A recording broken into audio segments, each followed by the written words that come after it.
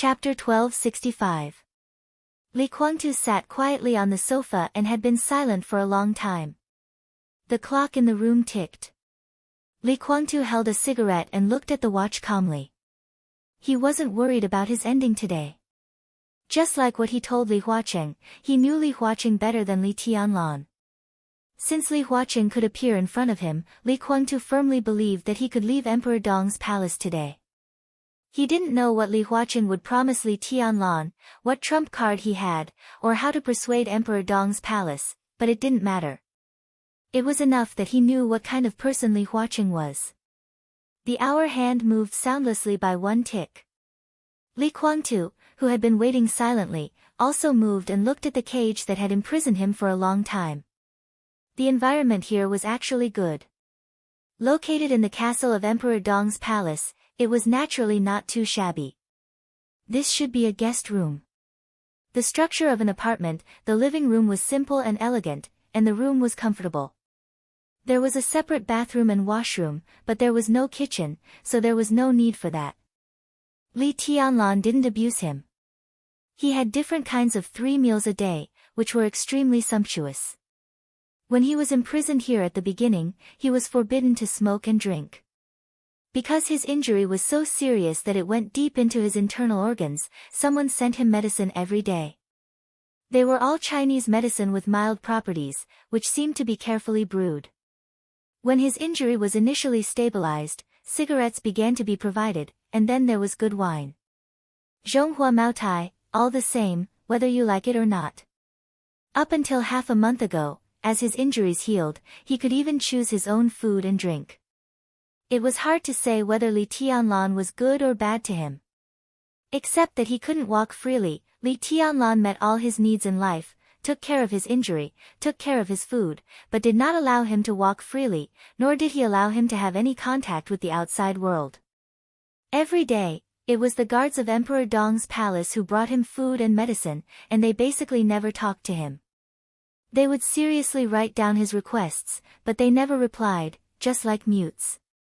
Li Tianlan never looked at him. The two were in a stalemate, as if they would never talk to each other. Li Guangtu could roughly understand what Li Tianlan meant. He didn't want to kill him. At least not before today. If he had not been captured, then in the future dispute between the Purgatory of Heaven capital and Emperor Dong's palace, even if he failed, Li Tianlan would probably imprison him like today. Naturally, the rest of his life would not be as turbulent as before, but at least he could be guaranteed good food and drink. Li Guangtu smiled, somewhat self-deprecating. He carefully recalled his captivity during this period of time and thought of Li Tianlan. The conditions that were previously stated, after today, everything would be in the past. Li Guangtu took out a cigarette, lit it, and smoked silently. There were 2 knocks on the door. Li Huaqing and Li Tianlan pushed the door open again and walked in. Li Guangtu turned his head to look at the two of them, and his eyes narrowed subconsciously. In his sight, Li Huaqing walked in front and Li Tianlan walked behind. This was the relationship that the two of them should have in everyone's hearts. But not long ago, when they came in, Li Tianlan was walking in front, and Li Huaqing was half a step behind. So, it's settled. Did Li Tianlan lower his head? It was really fast. Li Guangtu took a deep breath. The breath of freedom came to his face. Instead of joy, he suddenly felt a little lost. Even the freedom that was within reach seemed to become a little dull. We can go. Li Huaqing nodded to Li Guangtu. Li Guangtu looked at Li Tianlan and laughed. What did the president give you? He asked suddenly. You don't need to know. Li Tianlan's voice was indifferent. Li Guangtu's smile remained unchanged and he continued, the conditions you proposed before were really good. As he spoke, he was also quietly observing Li Huaqing. Li Huaqing smiled and said nothing. He was not afraid that Li Guangtu would go back on his word. It was meaningless. Because Li Tianlan was not stupid. Li Guangtu joined Emperor Dong's palace now, and Li Tianlan could indeed get a lot of things. But now that Li Guangtu had left, Li Tianlan would get the whole Zhongzhou state in the future. This bargaining chip was enough to crush everything. Li Kuangtu could not compare with it. The purgatory of heaven capital could not compare either. Sure enough, Li Tianlan shook his head and said without hesitation, "It's too late to regret." Li Kuangtu's pupils contracted very subtly. Of course, he didn't really regret it. He was just testing his value in Li Kuangtu's eyes to see what the president promised Li Tianlan for his freedom. Li Tianlan answered too simply and without hesitation, which was enough to show that what Li Huaqing promised him was far more attractive to Li Tianlan than himself and the purgatory of heaven capital combined. At least in Li Tianlan's eyes, that was the case. "Tianlan is my student." Li Huaqing chuckled and suddenly said. Li Kuangtu froze for a moment and asked subconsciously, "What?" "I'm the teacher's student." Li Tianlan's voice was clear and steady. Li Kuangtu suddenly fell silent. He was silent for a long time before he laughed incredulously. Li Tianlan also laughed. "Are you crazy?" Li Kuangtu looked at Li Huaqing and asked word by word. Li Huaqing did not respond to him, but pointed to the door. "Are you going or not?" Li Kuangtu was so excited that he couldn't speak for a while. Li Tianlan became Li Huaqing's student. This answer was enough to explain everything. Li Huaqing had many students, but it could also be said that he had no students. He was the president and also the dean of the youth academy, so many people who had worked or studied in the youth academy could be regarded as Li Huaqing's students. This was also the origin of the name academics. But the person who could openly call Li Huaqing teacher in front of everyone, before today, there was no such person. But now, there was. Li Tianlan. Li Huaqing's student. What did this relationship mean? It meant that Li Huaqing directly announced the sensitive word of successor. Li Kuangtu was the first to know. But then, the relationship between the two of them was enough to detonate the whole Zhongzhou state. Li Tianlan gave Li Huaqing the purgatory of heaven capital. But Li Huaqing gave Li Tianlan the whole Zhongzhou state. Li Kuangtu completely understood what the phrase, "It's too late to regret," meant. In front of Li Huaqing's bargaining chip, he had no value to Li Tianlan. Worth? Li Kuangtu took a deep breath and looked at Li Huaqing and asked. He didn't know he was so valuable. "It's related to you, but not too much." Li Huaqing smiled and said, "Time will prove everything." "Ha, time," Li Kuangtu sneered and said directly, "I don't agree with this." "You're not qualified to say this." Li Tianlan said lightly. "Is qualification important?" Li Kuangtu laughed and said, "You can't succeed. I owe you for taking care of me during this time, but I don't intend to pay it back. I refuse your request today. As you said, we are real enemies from now on." Li Tianlan looked at him, expressionless. "So," Li Kuangtu said slowly, "don't give me a chance. I'm not as hypocritical as you. Once I have a chance to kill you, I won't hesitate. You can't sit in that position." Li Tianlan gently twitched the corner of his mouth, raised his hand and pointed to the door. "Get out." Chapter 1266. Li Kuangtu didn't get out. He stood in front of Li Tianlan, and his smile widened as if he was provoking him. "No regrets? Let me remind you, no matter how wonderful the future is, it's not now. It is said that people should take a long-term view, but if it's too long-term, it's just a dream and unrealistic. After all, you have to look at what's under your feet and in front of you." Li Tianlan's eyes flickered, but he didn't speak. Li Kuangtu fumbled in his pocket, took out a cigarette, and handed one to Li Tianlan. His martial arts and Li Tianlan's were of the same origin, so he could naturally see that Li Tianlan was now in his real body. Li Tianlan took the cigarette, lit it with a flick of his finger, and took a deep breath. "It's true that you want to be the president, control this country, and become the most powerful person in the world, but that's all in the future.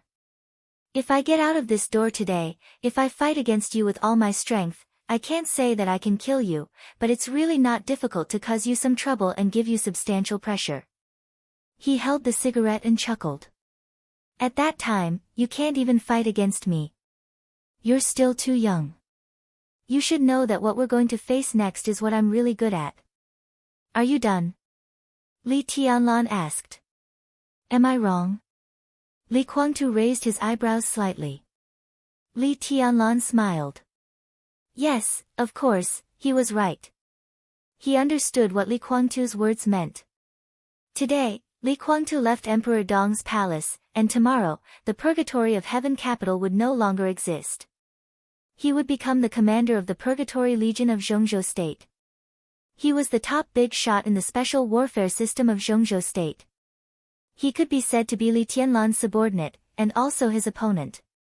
Li Tianlan had a commanding position, and Li Guangtu also had a chance to surpass the senior. As long as he left Emperor Dong's palace today, they would all be bound by various rules of Zhongzhou State. From the general direction of Zhongzhou State, Li Tianlan and Li Guangtu were colleagues and people on the same side. People on the same side who were on the opposite side. Headache, trouble, and complexity. Once this identity was confirmed, if Li Tianlan wanted to directly attack Li Guangtu, it would be a real treason. So no matter how the two fought, at least on the surface, no one could find fault. For Li Tianlan, who had the absolute advantage of force, this was the biggest limitation. Li Tianlan was too inexperienced to play games under these restrictions. He didn't even know the rules of the game. But Li Guangtu was not like this. Before the treason case, he was already the youngest marshal in Zhongzhou State at that time, the first commander of the Border Control Corps, and the young master of the Li family. If he had been an idiot with only strength but no brains at that time, it would have been impossible for the Wang family of Beihai to feel a sense of crisis. It was not difficult to play tricks. However, under the various restrictions, it was really not easy to play tricks within the rules of the game. And this just happened to be what Li Guangtu was best at back then. His strength was not as good as Li Tianlan's. But as long as Li Tianlan did not dare to flip the table, it was absolutely easy for him to create some pressure on Li Tianlan. You're right. Perhaps in this aspect, you do have many methods that I have never seen before. It's a pity that I'm not alone now, and there are no useless people in Emperor Dong's palace. If you want to play, there are many people who will accompany you to the end. If you're not convinced, just bring it on. He reached out and helped Li Huaqing tidy his collar. He smiled and said, I probably know that you always think that I owe you. Although I don't know what I owe you, no matter what I owe you, it should not be as important as my life. This time, I can kill you. The teacher coming to ask for you doesn't mean anything. You should know that if I didn't bring you back, no one could save you. You're not dead now, so even if I really owe you something, I've probably paid it off. So, if you want to play, you can do whatever you want. When you fall into my hands next time, you won't have this treatment now. There was an emotion similar to jealousy in Li Guangtu's eyes. Now, Li Tianlan was indeed not alone. Emperor Dong's palace was full of talents. It could become the strongest superpower in the dark world today. It had a lot to do with Li Tianlan, but it also had nothing to do with Li Tianlan. Li Tianlan was really young. However, the military counselors were all wily old foxes who had deep foresight. What's more, there was Qin Weibai above these old foxes. Li Guangtu had always longed for such a Emperor Dong's palace. Similarly, such a Emperor Dong's palace really didn't need to be afraid of Li Guangtu. Therefore, Li Tianlan was as calm as a mountain and full of confidence. You'll die and I'll die. That's fair. Li Guangtu nodded and smiled a little strangely. Come on. Li Tianlan didn't know, Li Huaqing didn't know, and everyone didn't know that in fact, he didn't cooperate with Gu Xingyun. From the beginning to the end, he only cooperated with one person. That was Jiang Shangyu. It could be said that Li Guangtu was paranoid or had a sense of superiority in his heart. Li Guangtu really didn't take Li Tianlan seriously. It was not that he looked down on Li Tianlan, but that Li Tianlan was too young. He might be invincible in personal force, but personal force was not omnipotent. Sometimes, it was even nothing. In Li Guangtu's mind, if the difficulty of Emperor Dong's palace was 10, Li Tianlan would take 30%, and the other 70% would be Qin Weibai. This siren was indeed the person he was most afraid of. It could even be said that as long as she was by Li Tianlan's side, he was unlikely to get the complete Emperor Dong's palace. Jiang Shangyu also seemed to know this. So when he found him to cooperate, he directly said that he had his own solution to this problem. Li Tianlan didn't have Qin Weibai by his side. What did this mean? That prospect was so beautiful that he couldn't imagine it. As long as he could go back today, the alliance of the three of them would be officially established. Next, it was time for them to play their cards. Your smile now makes me want to kill you. If there's nothing else, get out. Li Tianlan said in a cold voice. There is really one thing. Li Guangtu snorted and looked at Li Tianlan. How about I call you your majesty and ask you for a favor? Li Tianlan raised his eyebrows. Unless I can kill you, otherwise, if there is no accident, I probably won't come here again. Li Guangtu said slowly, if possible, I want to see my daughter. Li Tianlan was silent for a moment. Li Huaqing also narrowed his eyes. Few people in Emperor Dong's palace knew where Dongqing Rushi was. Naturally, there were even fewer people who could directly contact her. In Li Huaqing's mind, Li Guangtu's words undoubtedly meant that he was going to send him away so that he could spend time alone with Li Tianlan. But on this matter, he couldn't say anything. Li Tianlan nodded and said calmly, okay, I'll talk to my teacher and ask Senior Yu to take you there. Li Huaqing relaxed his eyebrows and smiled. Chapter 1267. The elevator stopped on the first floor, and a gentle and subtle fragrance floated in the elevator.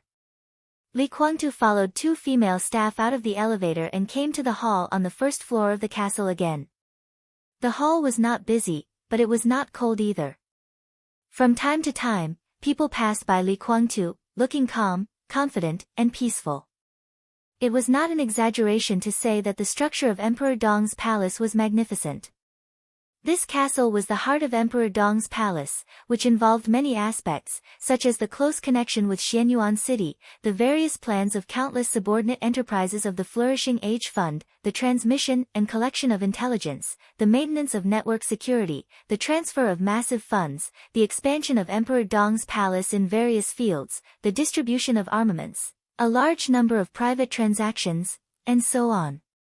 Everything would converge here and then spread out from here. So the huge castle was not cold at all.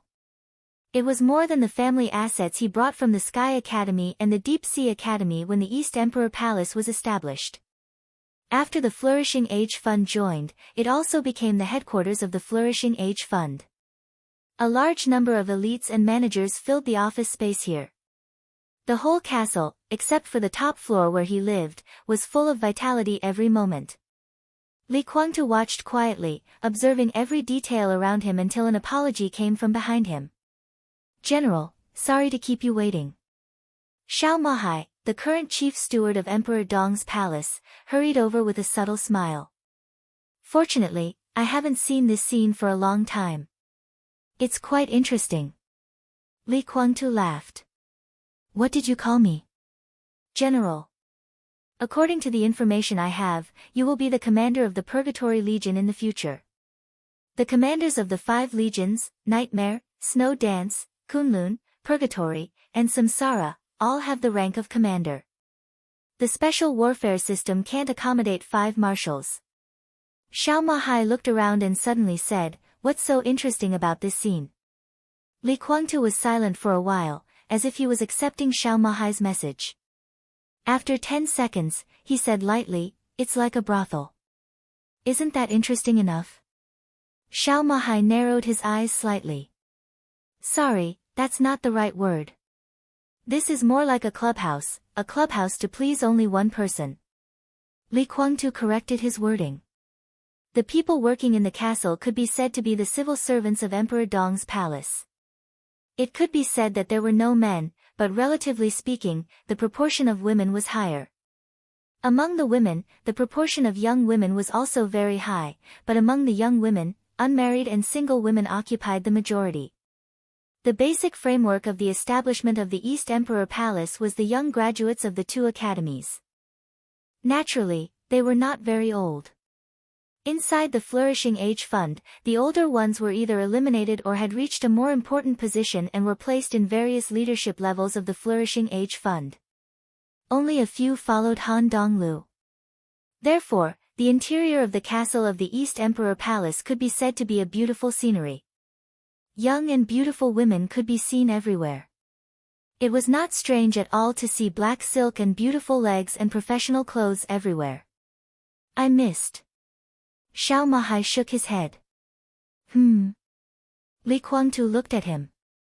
What you see is just the workplace etiquette of modern women. You and I are not at the same level. It's hard for me to explain this to you, so I won't say it. I can only say that the general has been dormant in East Island for many years. His temperament is first class, but his vision is inevitably a little short-sighted. His mind, it seems, has been influenced by some culture of East Island and become a little biased. Xiao Mahai said blandly. I got it. You mean I'm not knowledgeable? Li Kuangtu laughed. For so many years, he had heard a lot of ridicule, but Xiao Mahai was really the first one he had seen. Listen to what the other party said. You and I are not at the same level. He used to be the young master of the Li family, the youngest marshal in Zhongzhou state, and the current helmsman of the Purgatory of Heaven capital. His opponents were Li Tianlan, Wang Tianzong, Lin Fengting, and Li Huacheng, who really stood at the top of the world and held the strongest power. But now, a butler of Emperor Dong's palace, to put it bluntly, was a dog at Li Tianlan's feet, and he was saying that he was not at the same level as him. The other party's indifferent and condescending tone made Li Kuangtu not have to worry about who was higher and who was lower. He was saying that he was not knowledgeable. That tone was completely like telling him that he was just a bumpkin who had not seen much of the world. Since when could a butler of Emperor Dong's palace look down on him? Li Tianlan, Wang Tianzong, Lin Fengting, Li Huacheng, these were the opponents in his mind. Was it just because he had always felt good about himself? A butler. A lackey. Li Kuangtu was still laughing, but his eyes became slightly distorted. General, you misunderstood me. I'm not just saying that you are not knowledgeable. Xiao Mahai shook his head and said, when you leave Emperor Dong's palace, I think you should walk around more and don't rush back to the Purgatory of Heaven capital. After staying in a small workshop for a long time, it is inevitable that you will feel that the small workshop is the whole world. You should go to those big enterprises and walk around seriously. The same silk stockings, skirts, high-heeled shoes, and the same delicate and reserved makeup. You can look at those places and see if they are also the clubs and brothels in your eyes. This is life and reality, not those small movies produced in East Island. You can't think that they are that kind of profession just because you have seen those clothes in the movies and see them in reality. I even think that you have already imagined something in your mind. This is not only being ignorant, but also being cheap and nasty. TSK, I shouldn't have said this to you. It's hard for people with these dirty thoughts to understand what I said, isn't it?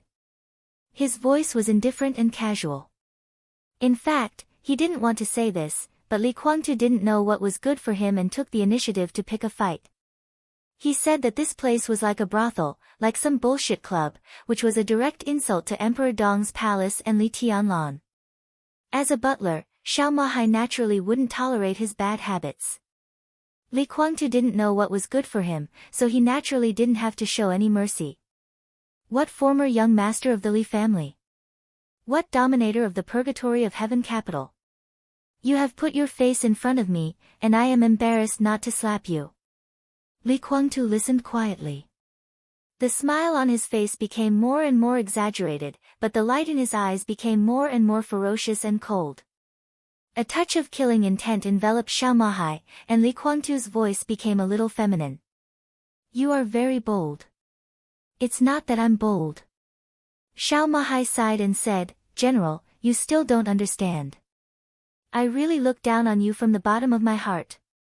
I don't even have the idea of deliberately humiliating you. It's not necessary, and it's not worth it.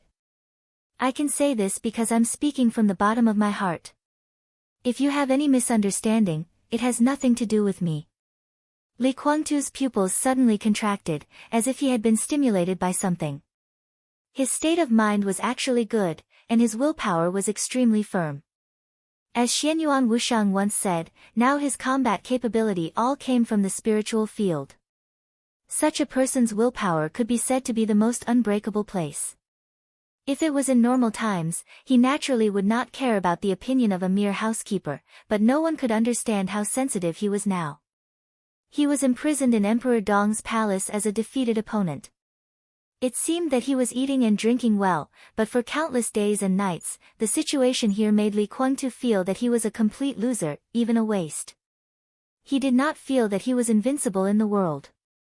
But in this world, the most intolerable thing for him was to be defeated by Li Tianlan. This was his inner obsession. The failure this time constantly made him feel as if all the hard work he had put in over the years before had been negated at every moment. This feeling came from the purgatory of heaven capital, when Li Honghe appointed Li Tianlan to inherit the Li family, which made Li Guangtu angry. It came from the unwillingness to guard the dragon vein of Zhongzhou state but could not get it. It came from the anger of many old people of the Li family who had supported him without complaint or regret and were even willing to die for him, but now they gradually drifted away from him and even stood by Li Tianlan. It came from the anger of Situ Tsangyue and Li Shi, who were originally his women, but joined the coldness of Emperor Dong's palace. It came from the luxury of besieging Li Tianlan, but facing that sword, they were so small. It came from the powerlessness of being imprisoned in Emperor Dong's palace. It came from the jealousy of Emperor Dong's palace, which was like the sun at high noon. In many aspects, there were many scenes. Great pressure had been pressing on Li Guangtu, but he held on, gritted his teeth and persisted, year after year, day after day. Finally, today, after a short period of imprisonment, he had regained his freedom. Li Tianlan let him go. To some extent, it could even be said that Li Tianlan had given up on him. What kind of threat and trouble he would cause to Li Tianlan in the future, and the harm of letting the tiger return to the mountain, he believed that Li Tianlan knew these. But Li Tianlan, he didn't care. Wasn't this also a kind of disregard? Li Guangtu forced himself to smile, but the gloom in his heart had long been real. And now, understatement, calm, natural, Xiao Mahai, a butler, a servant, a lackey, with an indifferent attitude, told him very clearly, I just looked down on you. This was like a knife, from head to toe, cutting him black and blue all over. If even a butler looked down on you, what qualifications do you have to be Li Tianlan's opponent? That was what Xiao Mahai meant. Li Guangtu tried hard to calm his mind, but his breathing still became rapid. Aren't you afraid that I'll kill you? His voice was cold and fierce. I'm just telling the truth. Why do you want to kill me, General? Xiao Mahai's smile was impeccable, very polite, and very implicit. Since it has come to this, I don't want to say anything false. General, you can kill me, but do you dare to? I'm the butler of Emperor Dong's palace, and I'm His Majesty's lackey. If you dare to attack me today, His Majesty will naturally not let you live. So, how can your ridiculous ambition be realized? Li Guangtu became more and more angry, but for the first time, he began to look at the butler of Emperor Dong's palace. Xiao Mahai. He had heard of this person. He used to be a general of Zhongzhou state. It was not easy for him to have a gold star on his shoulder without any background or backing. In terms of ability, Xiao Mahai also had it. But after blocking others' way, he could only be sent to the desert prison. After Li Tianlan went to the desert prison, all forces attached great importance to it. Of course, including Li Guangtu. And Xiao Mahai. It was also because of Li Tianlan that he officially entered the attention of all the big shots. They knew Xiao Mahai before, but they just knew that there was such a person. But after he clung to Li Tianlan's leg, a series of actions really made people pay attention to this lackey of Donghuang. For more than 2 years, this person really treated Li Tianlan as an ancestor and served him. How special was the status of the desert prison? But he squandered all the funds of the desert prison without being greedy, just to let Li Tianlan enjoy life better. He even sent his daughter and sister there. This kind of thing was really not something that anyone could do. Therefore, numerous people in Yuzhou province were full of resentment towards him. They said that he was like a mangy dog who only wagged its tail at his master, that he was shameless, that he had lost the dignity of a soldier, and that he had even said more outrageous words. But the big shots who really stood at the top of the parliament had been silent about this. In the end, Li Tianlan successfully walked out of the desert prison. Xiao Mahai, who was seriously injured and dying under the torture of Gu Qianchuan, was also brought to Tiannan by him. Li Tianlan soared to the sky. Emperor Dong's palace began to transform. After recovering from his injury, Xiao Mahai became the butler of Emperor Dong's palace. Li Tianlan put him in this position, which had fully explained his attitude. It showed that in more than 2 years in the desert, he was extremely satisfied and trusted Xiao Mahai. Xiao Mahai submitted his resignation to the army ministry. But so far, the army ministry had only taken away his identity as the prison governor of the desert prison. His military rank had always been retained. In other words, if Li Tianlan was short of people, or Xiao Mahai was willing to leave Emperor Dong's palace, he could become one of the most powerful generals in the whole Zhongzhou state in the blink of an eye. He was now the butler of Emperor Dong's palace. Most of those who had scolded and ridiculed him in the past could only bow and talk to him with a smile in front of him now. As for those who could look down on Xiao Mahai now, no one would look down on him. Li Guangtu did not look down on him.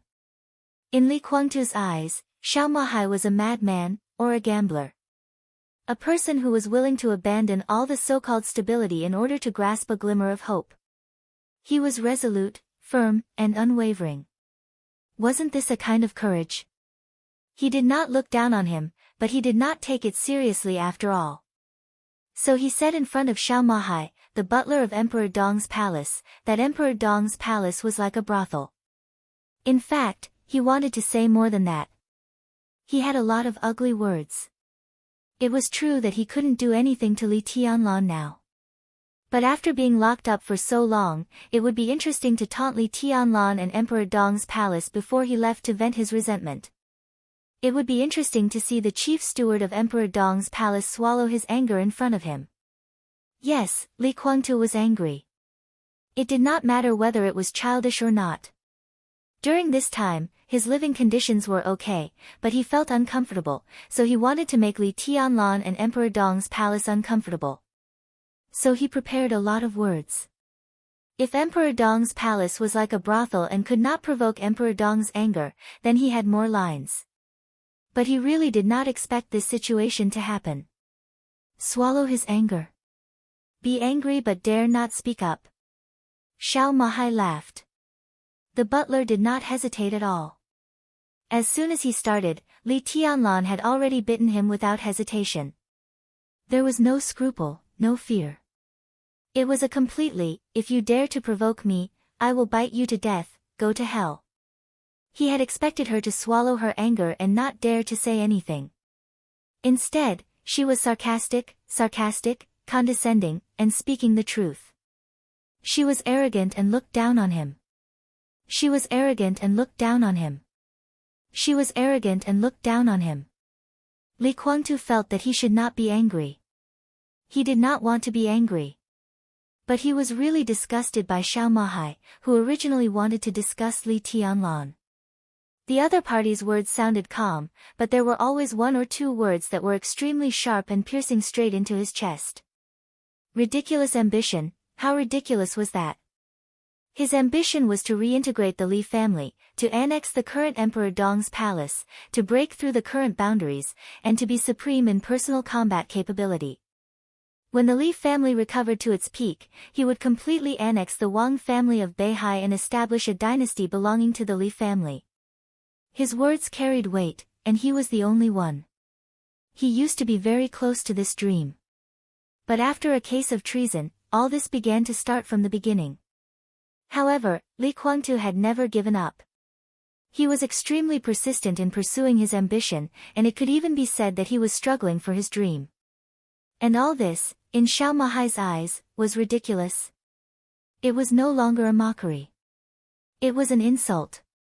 It was a blatant insult to his ambition, his dream, his desire, and even the meaning of his life. Li Kuangtu was so angry that he laughed. You say my ambition is ridiculous? It's really ridiculous. Xiao Mahai still had that damn expression, that polite smile that no one could find any fault with, like a mask. In my opinion, General is the most incompetent man, and you are selfish, naive, and ignorant. I know your identity. You are of noble birth, and you used to enjoy endless resources. Senior Li used to support you. It's a pity that you failed to live up to expectations. Who can you blame? You clearly know that the Li family is the best in the hands of His Majesty, but you are not convinced and always want to fight. Pride, bigotry. It seems to be a reason, but in the end, it's just that you use the inheritance of your ancestors to fulfill your ridiculous dignity. You have ambition, but you really don't have strength. You know this yourself. What does this mean? To put it bluntly, you know that you are not as good as others, but you still want to squander and do something, but you achieve nothing. You fight with His Majesty, and the whole world is watching. But the ridiculous thing is that most of your reliance now is just what Senior Li intends to leave to His Majesty. General, what do you have? You have nothing, but you still want to make a comeback all day long. You are like a country monkey, jumping up and down. In the eyes of others, you have long become a joke, but you don't know it. No, maybe you know it and even feel complacent. You want to kill His Majesty, but you know that no matter how much you make trouble, His Majesty doesn't want to kill you? Is this where your confidence comes from? His Majesty has brought you back to this point in order to calm you down. Don't you have the slightest clue as to why exactly? No, you do have an idea, but you deliberately pretend not to see it, because you know that His Majesty doesn't want to kill you. As long as he doesn't kill you, you can go out and continue to jump up and down like a monkey to perform your jokes. Am I right? It's just different, General, it's different. You and the Li family have a good relationship, but no relationship can withstand the consumption. This time, His Majesty can spare your life. If you continue to make trouble, His Majesty won't kill you. Do you really think that Emperor Dong's palace won't be angry? I am the director of Emperor Dong's palace. But to a certain extent, I can represent Emperor Dong's palace. I can say it here today. Today, when you go out of this door, Emperor Dong's palace will break with the purgatory of Heaven Capital in the future. Since you are enemies, why bother? If His Majesty doesn't want to kill you, do you really think that we can't touch your small workshop? It's ridiculous. I am His Majesty's dog, not the Li family's dog. I am the director of Emperor Dong's palace. How deep do you expect me to feel for the Li family? I respect the elders of the Li family who are now in the camp of Emperor Dong's palace, but for those who don't know what's good for them and don't want to come back, I can't wait for them to die with you. To be honest, I'm looking forward to this day. I'm looking forward to you bringing the so-called elites of the Li family to die one by one. I'm looking forward to you killing the last bit of the Li family's power. You have no other skills, but on this matter, General, I believe in you. Look into my eyes. You can do it. You can do it. In the case of treason more than 20 years ago, you made the Li family fall from the peak to the dust, but you didn't completely kill the Li family. It's a pity, isn't it? So after so many years, since the Li family didn't die, you have to continue to work hard and come again, right? In fact, I can roughly understand what you mean today. You said that Emperor Dong's palace is like a brothel, but it shouldn't be all, right? There are more unpleasant things to say next. You can continue to say them, and I'll listen to them as entertainment. If you feel that the audience is not enough, I can make all the people who are not involved anxious and watch you make a fool of yourself. No, I mean watch you perform. What do you think?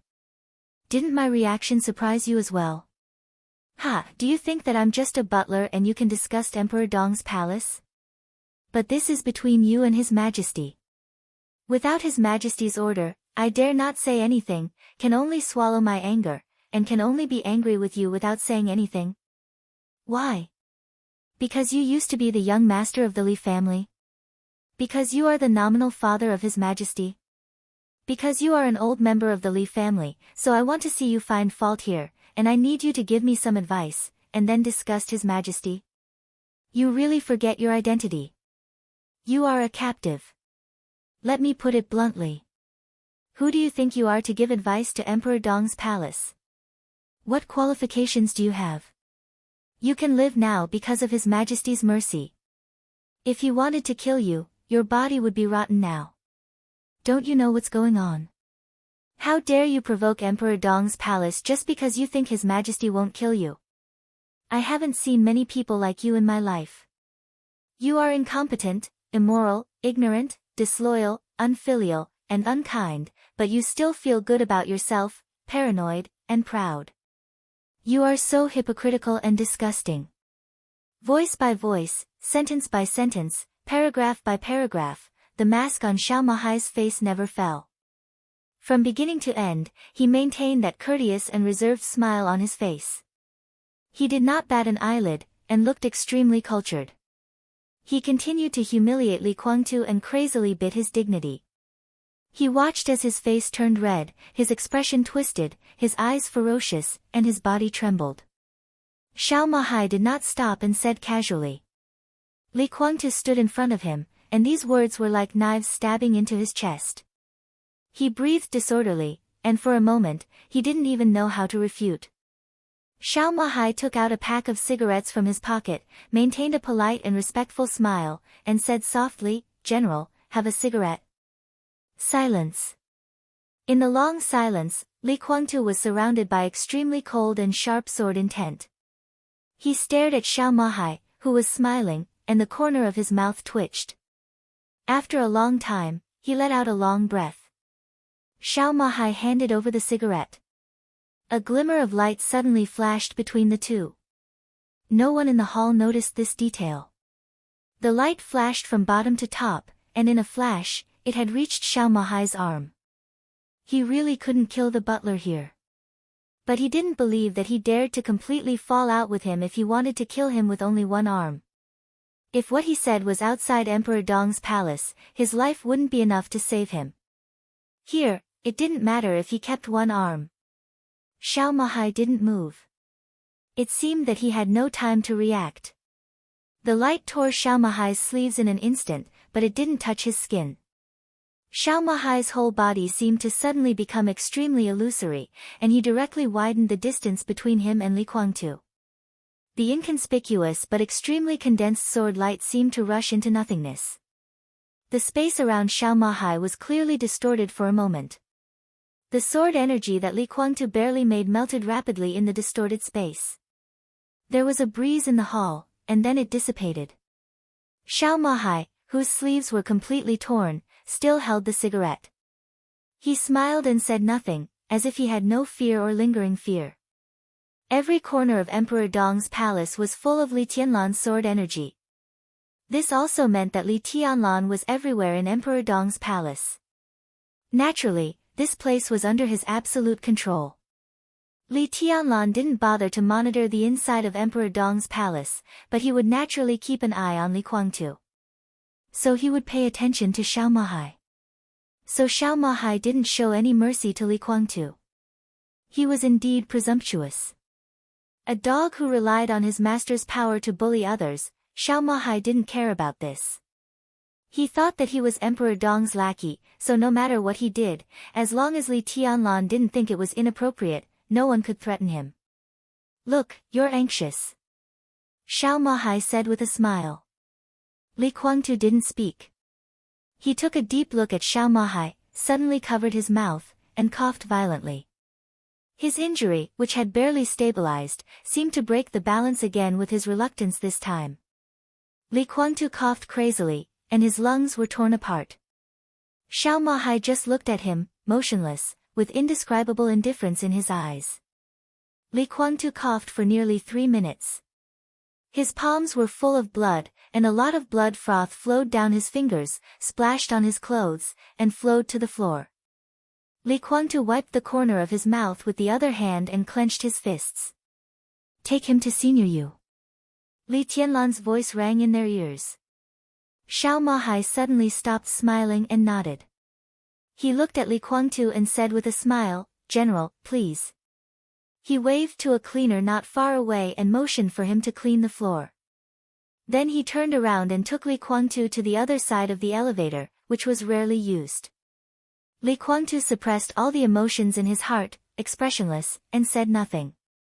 He already understood that his provocation was asking to be humiliated. In the case that he couldn't kill Xiao Mahai, he really couldn't beat the butler of Emperor Dong's palace in a quarrel. Xiao Mahai entered a string of passwords like a phone number in the elevator. Soon, an old but still energetic voice sounded in the elevator. Who is it? Li Kuangtu's expression changed slightly. Xiao Mahai laughed and said, Senior Yu, it's me. His Majesty asked me to take the general to you. The voice in the elevator paused, and then there was some doubt. General? General Li Kuangtu. He wants to see Mrs. Dongcheng. Xiao Mahai said calmly. The other side of the elevator fell into silence. A few seconds later, Yu Donglai entered the password on his side. The elevator slowly descended and stopped at the third floor underground. After the elevator door opened, the space of the third floor underground was still separated from the space of the third floor underground by a layer of extremely thick but extremely transparent glass. Yu Donglai stood outside the glass, looking at Li Kuangtu in the elevator. The two looked at each other, and their eyes were extremely complicated. Xiao Mahai nodded to Yu Donglai. Yu Donglai pressed the button next to his hand, and the thick glass that could defend against rockets slowly opened to both sides. Yu Donglai didn't go in. Li Kuangtu didn't come out. Xiao Mahai stood in the middle, purely treating himself as transparent. The atmosphere was indescribably awkward. After a long time, Li Kuangtu smiled and took the initiative to break the silence. Uncle Yu, long time no see. How long did he say, long time? Yu Donglai's eyes were in a trance. It was more than 20 years since the last time they met. How many 20 years could there be in a lifetime? Yu Donglai took a deep breath, looked at Li Kuangtu, and suddenly frowned. Injured? He knew that Li Kuangtu had been injured when he was captured. But he also knew that during this time, Li Kuangtu's injury had barely stabilized. Now Li Kuangtu's breath was fluctuating, and his breathing was a little rapid and disordered, as if he had just been injured. It's nothing. Li Kuangtu smiled carelessly. Uncle Yu, is it enough for us to talk about the old days? Yu Donglai glanced at Xiao Mahai. Xiao Mahai touched his nose and said with a calm smile, His Highness means to let Elder Yu lead the way and take General Li to see Mrs. Dongcheng, and my role is to take General Li to see Elder Yu. Now that the task is completed, I should go up and report. Does Senior Yu have any instructions? Yu Donglai sighed and shook his head. Li Kuangtu walked out of the elevator and was silent. Xiao Mahai bowed slightly to Yu Donglai and took the elevator all the way up. Li Kuangtu and Yu Donglai talked about the old days. It sounded very sensitive, but there was nothing to doubt. Yu Donglai's status in Emperor Dong's palace was extremely high, but he could not be regarded as a core figure in Emperor Dong's palace. His granddaughter, Yu Qingyan, could be regarded as a core figure in Emperor Dong's palace, but she was still very young and could not be regarded as a high-level figure. However, as one of Li Honghe's sacred guards, Yu Donglai's existence itself was special. Having an elder in the family was like having a treasure. It was not an exaggeration to say that Yu Donglai's existence was one of the foundations of Emperor Dong's palace. Not to mention Ning Qianqing's future position in Emperor Dong's palace. Not to mention the relationship between Ning Qianqing and Yu Qingyan. Just from the fact that Yu Donglai occasionally cooked a table of dishes for them when he was in a good mood, it could be seen that Li Tianlan trusted him. Xiao Mahai naturally had no place to suspect a person who could directly contact with His Majesty's diet. The elevator went all the way up to the ground floor.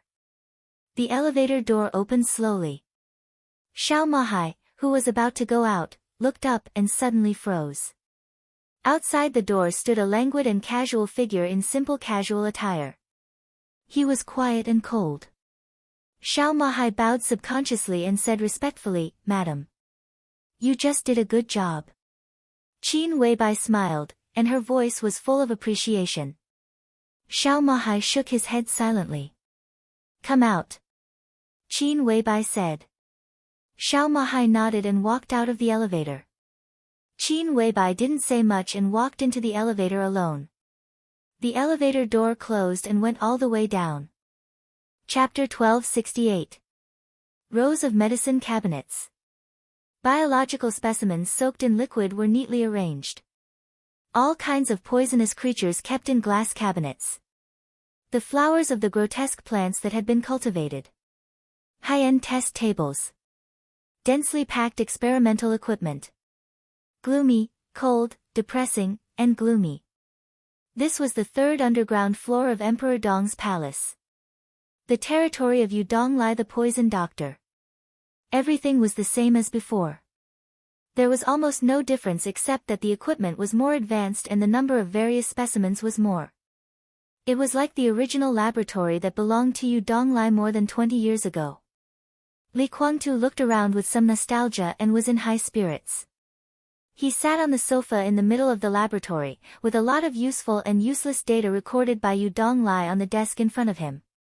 It's almost the same as before. Li Kuangtu chuckled and said, "Uncle Yu, I still remember the first time I entered your laboratory.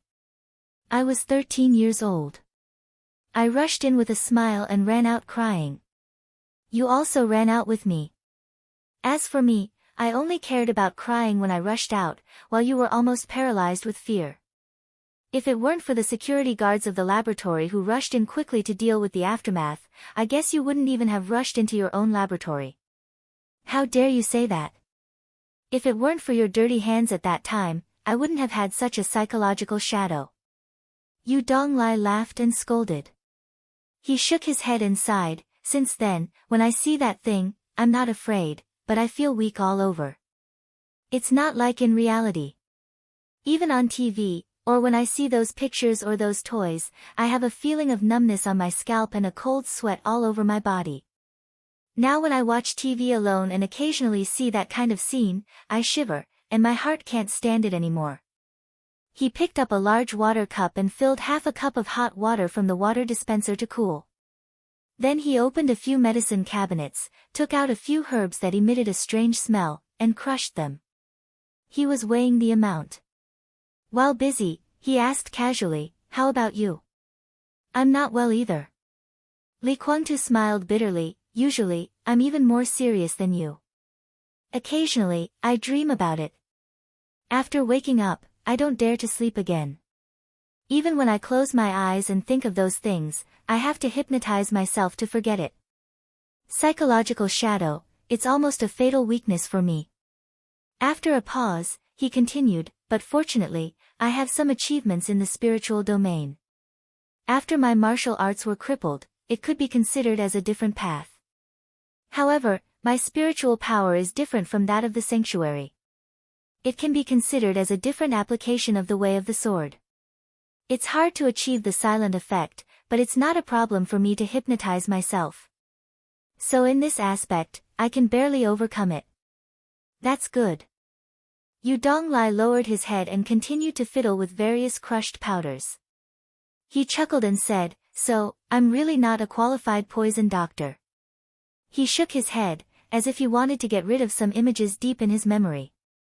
That year, Li Kuangtu, at the age of 13, entered his lab for the first time. He observed all kinds of living specimens in his lab with great interest, but he was scared by a poisonous snake in the window and accidentally knocked over the window. Li Kuangtu was so scared that he cried and ran out of the lab. However, he didn't expect that Yu Donglai, who was known as a poison doctor, was so scared that his face turned pale and he couldn't even stand steadily. Yu Donglai was afraid of snakes. This was a secret that few people knew. It was also because of his fear that he kept that thing in his lab in order to avoid being found out by others. He didn't even touch it on normal days. It was a joke that someone who played with poisons was afraid of this thing. But Yu Donglai was really afraid. This kind of fear could even be said to be a psychological disease. It was not the fear or disgust ordinary people had, but a kind of fear that would make one's whole body stiff, face pale, scalp numb, and blood flow backward after seeing it. It was a fear that overwhelmed all reason. Except for this thing, Yu Donglai had never been afraid of anything in his life. And that farce also left a deep psychological shadow on Li Kuangtu. Over the years, no matter where and when, as long as he saw it, he would not hesitate to completely smash it with sword energy. Also, after that time, Yu Donglai simply stopped pretending and never kept that thing again. Even if he needed to study it, he would send people to extract the poison. If he could avoid looking at it, he would absolutely not look at it. This is not a weakness. In terms of poison, in the whole dark world, Uncle Yu can be said to be in existence at the level of the ancestor. Li Kuangtu said with a smile. Yu Donglai shook his head and poured all kinds of powder he had made together into the cup. Originally, there was only half a cup of hot water, but in an instant, there was no heat. The white water in the cup turned into a strange pale green and began to bubble. Yu Donglai picked up the cup and put it in front of Li Kuangtu, saying, "Drink it." Li Kuangtu looked at the cup of green liquid and watched it become more and more viscous. He frowned slightly and did not speak. "Do you not trust my skill? Or do you not trust me?" Yu Donglai picked up some powder residue and asked without looking back. "No." Li Kuangtu shook his head. "I still say the same thing that I said many times in the past. This thing looks really King disgusting. Uncle Yu, you are not particular. Don't talk nonsense. I want to be particular. It's not a problem to make you a cup of colorful cocktails. But are you healing or enjoying it? If you think it's disgusting, don't drink it. If you have the ability, don't get hurt. Just treat it as I am willing to serve you." It was exactly the same scolding as in the past. It was exactly the same tone as in the past. Li Kuangtu's eyes were in a trance for a moment. When the Li family was still in its heyday, he was young and vigorous and made rapid progress in martial arts. But he was often injured. He fought with others and his own people, honed himself, and fought with others. Every time he was injured, he rarely went to the hospital. Usually, he went directly to Yu Donglai. Yu Donglai was known as the poison doctor. He was the ancestor of playing with poisons and could also be regarded as the ancestor of healing. Every time, Yu Donglai would give him a cup of green and disgusting thing to heal his wounds. It looked extremely ugly, but the effect was really effective. And every time, Li Kuangtu was a little resistant. Yu Donglai had been forcing him to drink it and even threatened to pour the green thing on his head. Li Kuangtu smiled bitterly, shook his head, picked up the cup, and drank up the green liquid in front of him. Yu Donglai looked at him silently. When he finished drinking, he suddenly asked, "Kuangtu, tell me the truth. Did you come down this time to see Ruzhui or to find an old man like me?" Chapter 1269. Li Kuangtu heard Yu Donglai's voice. But he didn't answer, because he didn't have time to care. He didn't know if the green viscous liquid was a familiar formula, but it was definitely a familiar taste. It was cold in the mouth, warm in the throat, and spicy in the abdomen. It was like a flame suddenly burning in the deepest part of his body. His blood seemed to be completely evaporated. The hot temperature penetrated into his skin from his internal organs, burning his pores and hair all over his body. The strong pain came roaring and almost drowned his reason. Li Kuangtu trembled all over and tightly grasped the edge of the table in front of him. Sweat oozed from his forehead and flowed quickly down his face drop by drop. Yu Donglai opened the drawer under the desk, took out a cigarette, lit it, and sent it to Li Kuangtu's mouth. Li Kuangtu's mouth kept twitching, and he shook his head slowly and laboriously. He was seriously injured. Under such pain, he didn't even have the strength to lift his hand, let alone smoke. Yu Donglai put the cigarette in his mouth and smoked it slowly. He was a poison doctor. He was good at killing people and saving people. His method of killing was silent, and he could make people die happy, but his method of saving people was cruel and overbearing, and he could make people hover between life and death. This could also be considered as his bad taste. What he gave Li Kuangtu was poison, which could be regarded as his exclusive formula. If the amount of this poison was large, it was enough to completely melt the internal organs of the human body in an instant. If it was concentrated and ignited, it was enough to destroy a city. However, if the dosage of this poison was precise and small to a certain extent, drinking it would greatly stimulate the potential of the human body, quickly repair a series of injuries in the body, and speed up the recovery speed. The effect could be said to be immediate. As for the poison contained in it, with the physical quality of a warrior, such a small amount could be completely ignored. The only bad thing was that it was very uncomfortable to drink it. Yu Donglai did it on purpose. It was a wicked hobby of his for many years. Li Kuangtu sat there, trembling and twitching for nearly 5 minutes before he slowly recovered. The severe pain and burning feeling came and went quickly. The cold sweat on his forehead quickly faded, and his pale face also recovered a little color. He was obviously much more energetic. He trembled and took a deep breath, then laughed and said in a hoarse voice, "Uncle, the old man said that this is your specialty, and you can make it milder." This was more than just a unique skill. It would not be an exaggeration to say that the recipe for this kind of thing was priceless. Yu Donglai only played with poison and didn't join any biological laboratory, but the effect of this thing was no less than most gene medicines. Needless to say, it could have an effect on people in Li Kuangtu's realm, which could instantly beat countless gene medicines. Li Kuangtu's current state was very poor, but after drinking this thing, his mental state had obviously improved a little. Although he was still 108,000 miles away from recovery, at least now, he had the ability to barely make a move. If he chose to recuperate quietly, this spirit would pass after a few hours. After all, it was to stimulate his potential to recover, and he would also fall into a period of weakness for more than 10 hours. At that time, he would be extremely tired and sleepy. But after the period of weakness, his injury would recover faster again. Until the effect of the medicine was completely gone, he would drink the second cup, and so on.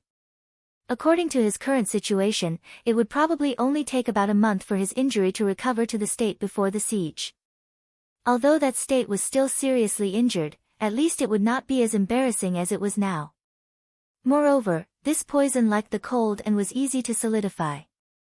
If it was made into sugar and carried on the body, it would be a life-saving thing in some cases, even for an expert like Li Kuangtu. What was more terrifying was that this thing could be used on Li Kuangtu. If the dosage was reduced again, it could naturally be used on ordinary elites. It could save lives and recover. In a desperate situation, when the ammunition and food were exhausted, this thing could be gathered together and ignited.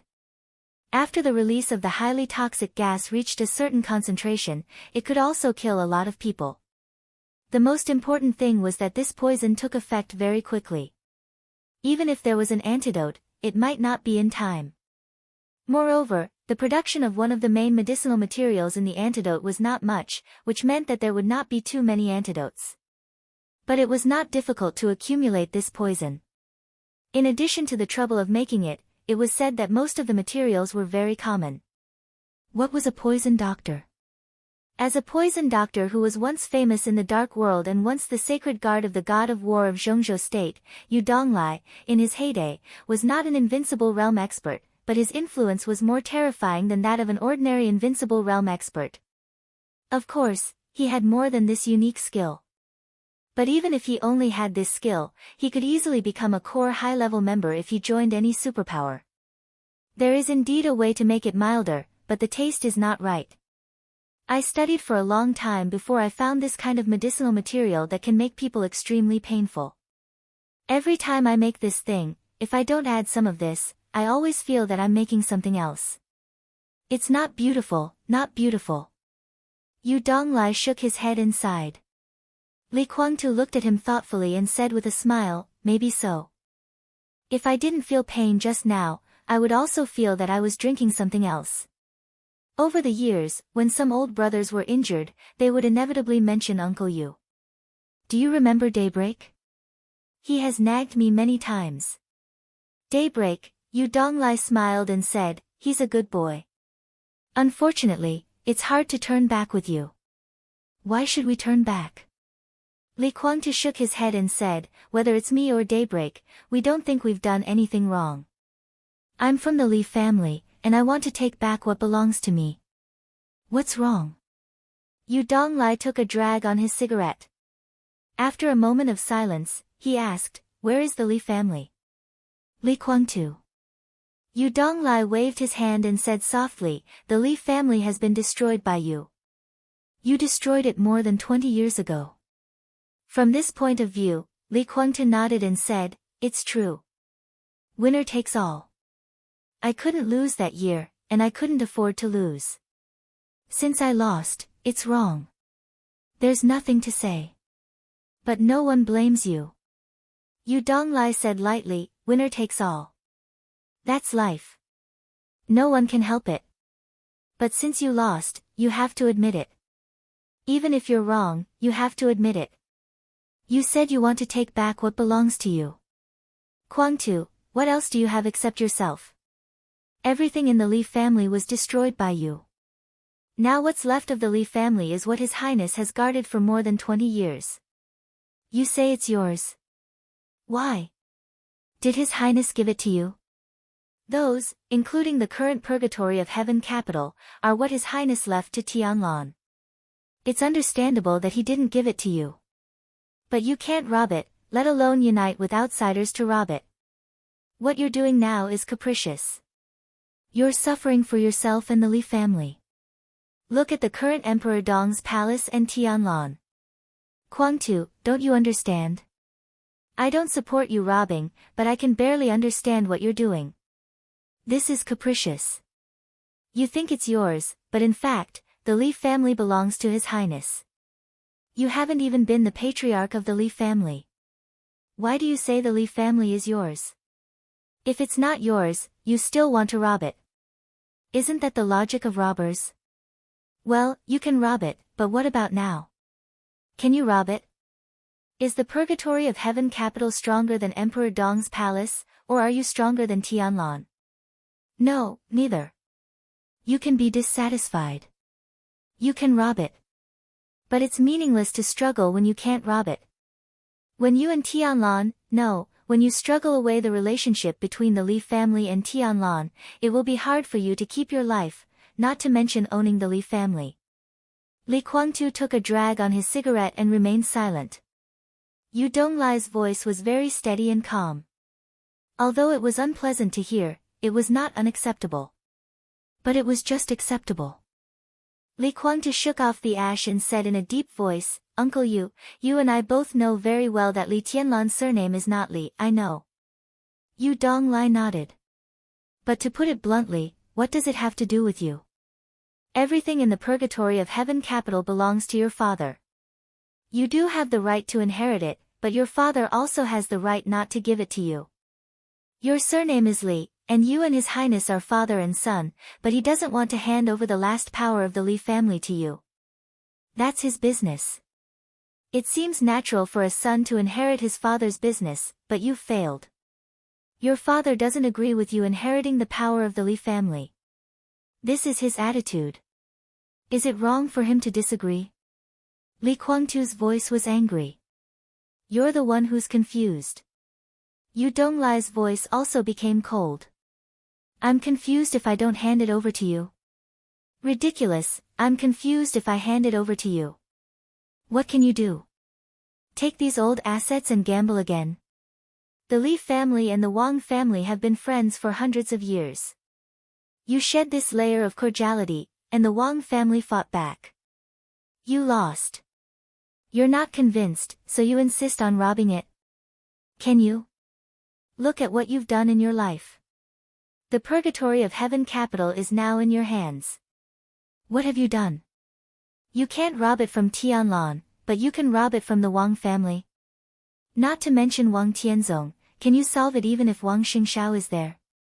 I still say the same thing. The purgatory of Heaven Capital is your father's property. He can give it to you or not. It's his thing. Whatever he says, it's his thing. What he wants to give it to Tianlan, even if there is no Tianlan, he will dismiss all the masters of the Li family and donate all his wealth to charity. What does that have to do with you? What's your father's property must be yours. What the fuck is this logic? He gave birth to you and raised you. Does he owe you? What's his is yours only if he gives it to you. If he doesn't give it to you, you can't rob it. As a son, don't you understand this? Li Guangtu's breathing was a little short.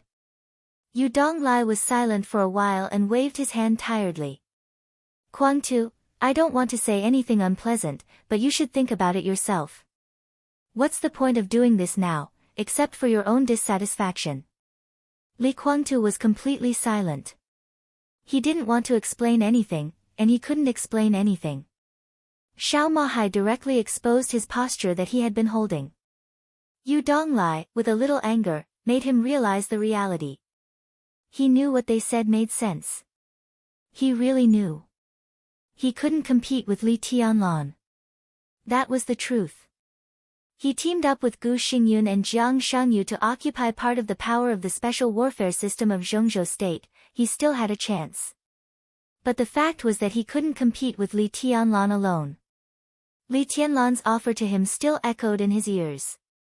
It was a tempting condition that he couldn't accept. He didn't want to tell Yu Donglai what Li Huaqing would do after he agreed.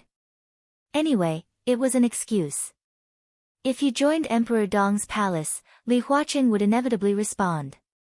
But sometimes, he and the Li family were two different things. The patriarch of the Li family, everything of the Li family, the peak of the Li family, that was what he had been pursuing and what he wanted to do most in his life. But now, except for the die-hard supporters of the Purgatory of Heaven capital, who else in the world would regard him and the Li family as one? No one would think so, and Li Huaqing naturally wouldn't. His joining Emperor Dong's palace would touch Li Huaqing's bottom line, but he was the only one who joined. Perhaps daybreak would also be added. But it was not something that couldn't be avoided. From the perspective of the Li family, there were many ways to compromise and make concessions.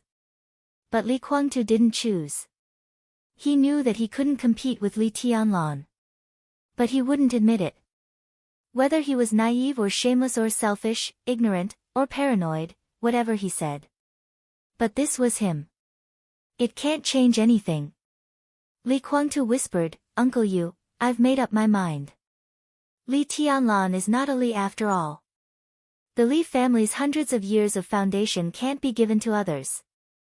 Yu Donglai laughed out loud. In the dark laboratory, it was a series of chuckles. If you said this before, some people would believe it.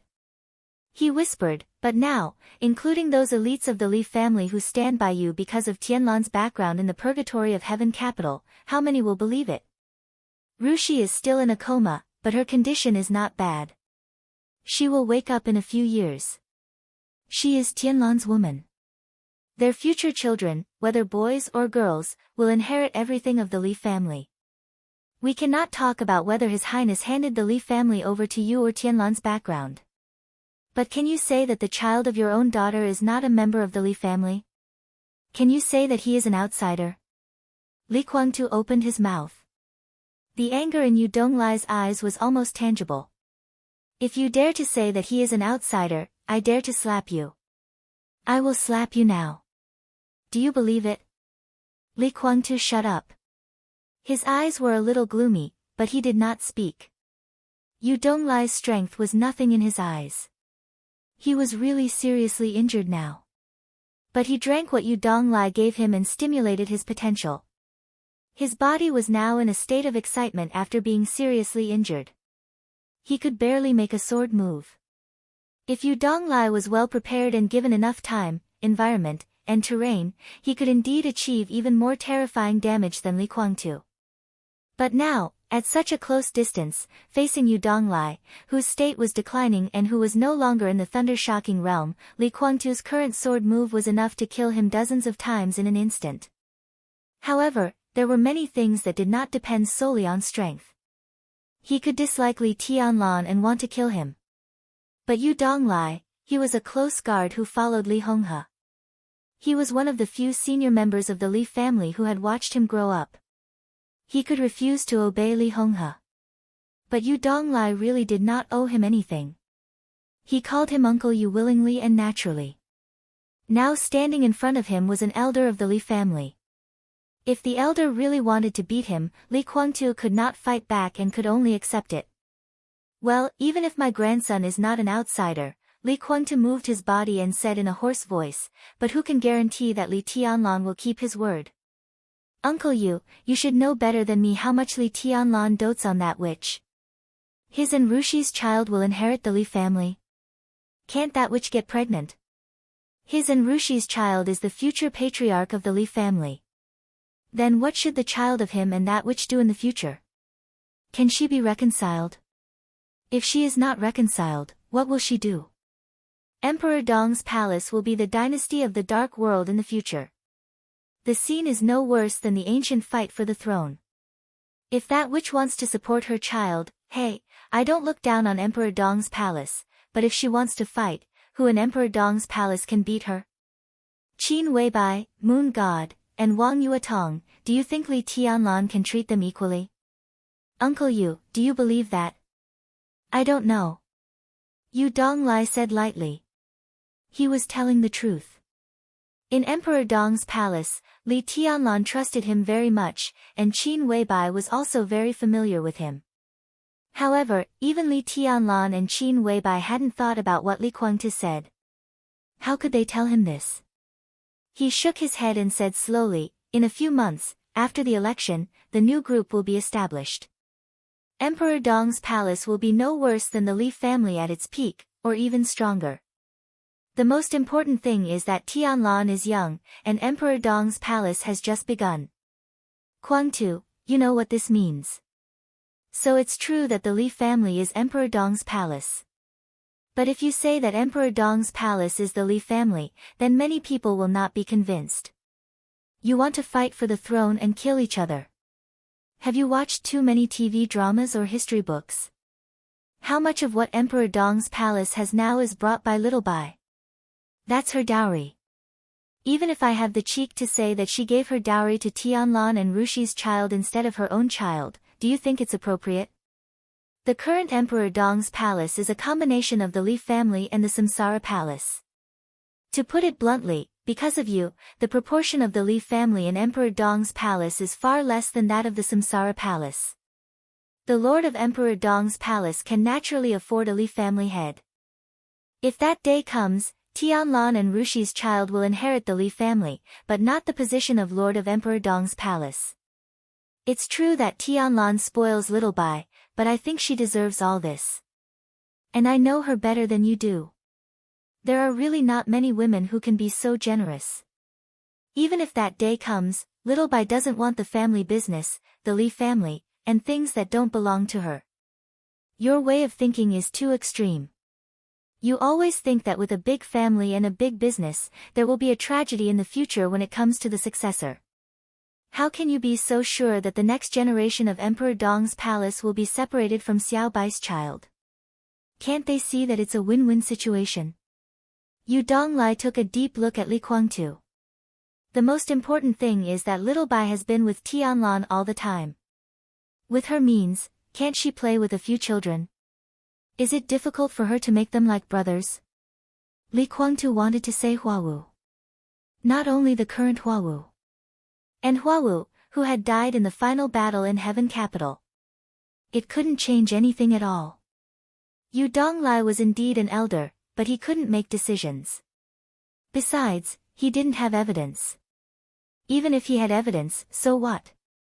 Li Tianlan didn't kill him, and Yu Donglai wouldn't stand up for him. Anyway, thank you, Uncle Yu, for the potion today. Feeling that his body was much better than before, Li Kuangtu said silently. Anyway, you are the son of His Highness. You still have to be dignified when you come to Emperor Dong's palace. Even if you leave, how can you look so sick? Yu Donglai shook his head. I wanted to persuade Uncle Yu to go with me, but it seems that there is no need to say it. Li Kuangtu smiled self-deprecatingly.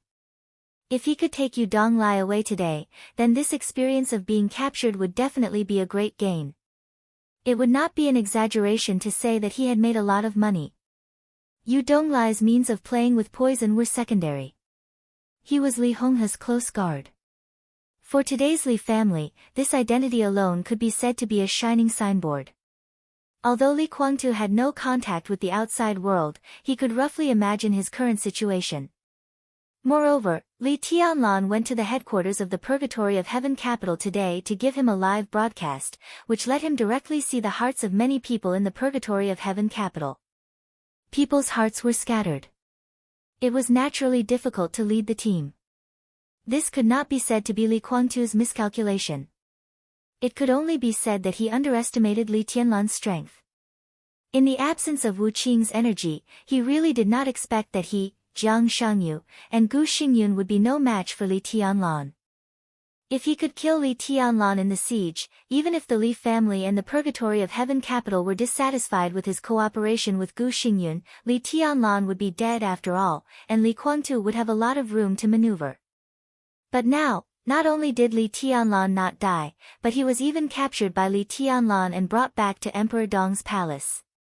In this way, first he cooperated with Gu Xingyun, a life and death enemy, to deal with the heir of the Li family, and then he and Li Tianlan were determined. In the Purgatory of Heaven capital, the people's hearts were inevitably unstable. At this time, if he could persuade Yu Donglai to go with him, it would play a great role in appeasing the people in the Purgatory of Heaven capital. And the most important thing was, after realizing that he was no match for Li Tianlan, Yu Donglai became more important. At Li Tianlan's level of strength, he almost did not need to be afraid of death, because there were very few things that could kill him. Why was Zhongzhou State so afraid of Li Tianlan? It was because it was difficult to really threaten Li Tianlan's life unless in some special circumstances. And once they fell out, as long as Li Tianlan was alive, it would be Zhongzhou State that would suffer terribly. High-tech weapons could flatten the entire Emperor Dong's palace in an instant, but it was still too difficult to kill Li Tianlan. At this stage of personal strength, if Li Tianlan really had nothing to worry about, it was enough to hurt Zhongzhou State when he went crazy. And Yu Donglai happened to have something that could pose a fatal threat to Li Tianlan. If, Li Kuangtu shook his head violently. Yu Donglai's attitude was obvious. Such an attitude meant that there were no ifs. Sure enough, Yu Donglai directly said, "I'm old, I can't walk, and I don't want to. I can't persuade you to turn back, but I can't follow you into the pit. Again, Kuangtu, you have to admit your mistakes. If you do this, not only will it not benefit the Li family, but it will completely harm the Li family. Of course, if the Li family has no weight in your heart, and it's just an excuse for you to continue to struggle, then forget what I said. If that's the case, it's useless to say more. I like the current Li family and the current Emperor Dong's palace very much. Ning showed me the plan of Xianyuan City and Tiannan some time ago. I also like it very much in the future. I have no regrets if I can be buried here in the future." Li Kuangtu nodded silently. He suddenly smiled and said with some reluctance, "Ning, is he your grandson-in-law?" "Yes." Yu Donglai suddenly became spirited. "That boy is not bad. He is very attentive to Qingyan. He can be counted as a support in the future." He paused and shook his head with some regret. These two children were ready to get married when they just graduated more than 2 years ago. Then they were caught up in the mess in Snow Country, and then Tianlan went to the desert. He just took charge of Xianyuan City and was delayed again. Now there are a lot of messy things. If they get married, it is estimated that they will get married after the election. Good things are strewn with setbacks. Li Kuangtu whispered. "I hope so." Yu Donglai smiled and said, "That boy has a good temper, but his talent in martial arts is a little poor. Let alone the invincible realm, it seems that he has no chance to enter the thunder-shocking realm." Li Kuangtu smiled and understood that Yu Donglai was being modest and showing off. He had never seen Ning Qiancheng, but he was very familiar with the name. When Li Tianlan first started out, there were 3 people around him at the beginning: not including Qin Weibai. Ning Qiancheng, who was deliberately arranged by Dongqing Wudi to be around Li Tianlan. Yu Qingyan, who knew Li Tianlan's background. Li Beidian, who was led to the Sky Academy by Saint. They were the first people to follow Li Tianlan. Among the three people, Yu Qingyan's current status in Emperor Dong's palace was special, but it was not important. When she entered the Sky Academy, she was only in the ice-condensing realm. Now a few years later, she had just entered the fire-flaming realm. In Emperor Dong's palace, she was a high-level official, but she did not hold any specific position. It seemed that Li Tianlan put her in that position because of their past friendship. But in fact, Yu Qingyan did not seem important because Yu Donglai was still there. She did not focus on martial arts at all.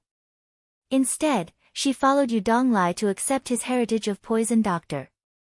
In the future, when Yu Donglai was gone, Yu Qingyan would be the new generation of poison doctor. She controlled something that Li Kuangtu coveted, something that could pose a fatal threat to Li Tianlan, and the Tree of Life plan that the Li family had studied for hundreds of years. Such a position could be said to be the most important in Emperor Dong's palace. In addition to Yu Qingyan, Ning Qiancheng and Li Beidian also had their own opportunities. Li Beidian's talent in martial arts was recognized by everyone. Great Void Sword Master of the half-step invincible realm before the age of 30, his future prospects could be said to be limitless. Among the young generation of Zhongzhou state today, Li Beidian was firmly ranked in the top 5, including Li Tianlan, the Rain on the River, and Wang Xingshao. Great Void Sword Intent of Mount Shu did not have anything unusual at the beginning of martial arts. Instead, it paid too much attention to the foundation. Sometimes it seemed very ordinary, but the higher it went, the more terrifying it was. After the thunder-shocking realm, Great Void Sword Intent began to exert its power. Li Beidian had been advancing like a hot knife through butter these years, until the present half-step invincible realm, and he had never stopped. Judging from his age, as long as there were no accidents, Li Beidian would at least be at the peak of the invincible realm in the future. He could definitely be said to be one of the cards of Emperor Dong's palace in the future. His path was already very clear. As long as he could cross the threshold of the invincible realm, the position of Deputy Palace Master of Emperor Dong's palace was inevitable. Even now, he could be said to be one of the core members of Emperor Dong's palace. Compared with Li Beidian, Ning Qiancheng's aptitude was not good, but his ability was not in martial arts. Judging from the current scale of Emperor Dong's palace, to be honest, Li Tianlan did not need a genius in martial arts. Emperor Dong's palace had never been short of geniuses in this aspect. On the contrary, he needed a leader who could see the overall situation. For example, the current military advisor. Another example was Li Huazhang of the Purgatory of Heaven capital. There was also Ning Qiancheng, the first mayor of Xianyuan City. What this position represented was self-evident. Sitting in this position meant that as long as Emperor Dong's palace was not destroyed in the future, Ning Qiancheng's future would be at least at the level of a counselor. There were already signs of it. After today, the Purgatory of Heaven capital would become the Purgatory Legion, and the Purgatory of Heaven capital would naturally leave Tiannan. Emperor Dong's palace had swept away the chaotic forces in another city, and in Tiannan, his only remaining opponent was the Burning Legion. Opponent? No, at most, it was not an eyesore. Once the Burning Legion retreats from Tiannan, the entire Tiannan will fall. It would fall into the hands of Emperor Dong's palace and become the most stable foundation for Li Tianlan. After taking over the Tiannan region, the Flourishing Age Fund invested a large amount of money in the region. The Tiannan region was reorganized. Because of the existence of Emperor Dong's palace, the region was destined to develop rapidly. Before the general election at the latest, there would be only Emperor Dong's palace left in Tiannan. Then, in 3 to 5 years, at the right time, Li Tianlan would formally propose to merge Tiannan into Zhongzhou state and completely dig up this land of more than 40,000 square kilometers that belonged to Annan. At that time, Tiannan would become Tiannan province of Zhongzhou state.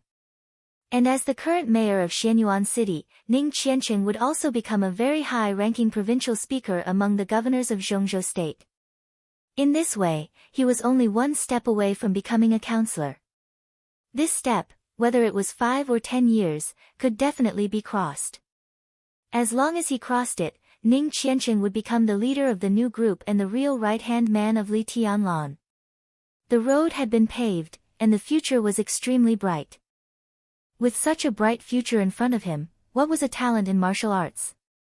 I really envy you, Uncle Yu. Li Kuangtu laughed. His laugh was very polite, and he was very far away. What a pity. Yu Donglai said softly, it seems that when they get married, they probably can't invite you to the wedding banquet. Li Kuangtu said yes. It was not only him. In the purgatory of Heaven capital, many people who were familiar with Yu Donglai and Yu Donglai could not attend the wedding banquet. Indeed, Emperor Dong's palace is very good. Since Uncle Yu has settled down here, I can understand that you don't want to leave. Your grandson-in-law has a bright future, and your granddaughter is also very valued. You live a comfortable life. With the support of the Flourishing Age Fund, Tiannan will certainly have a good future. If it were me, I would also like to stay here and don't want to leave. Li Kuangtu said slowly. It's more than that. Yu Donglai looked at Li Kuangtu and smiled. I really like it here. Similarly, I don't like you very much. I don't agree with what you are doing now. If I don't agree, I naturally won't leave. Kuangtu, I watched you grow up, and we have known each other for many years. But now, you and I are on different paths, and we don't agree with each other. There is no need to talk about the rest. Li Kuangtu sat in silence. After a long time, he laughed. Shall I take you to see Rushi? Yu Donglai took the initiative to ask. Obviously, he was ready to end the so-called catching up. It's Moon God. Li Kuangtu insisted. Dongqing Rushi. Moon God Li. 2 names, 2 personalities, with completely different meanings. Yu Donglai didn't take it seriously. He just nodded, turned around, and said, let's go. Li Kuangtu didn't move. He narrowed his eyes and suddenly said, Uncle Yu, there is one more thing. Yu Donglai was not surprised. He slowly turned around, looked at Li Kuangtu, and sighed softly. So, you came down this time mainly to see me? If you just came to see Rushi, then they should be in the biological laboratory of Emperor Dong's palace now, looking at the body data related to Dongqing Rushi. But not now. In his laboratory.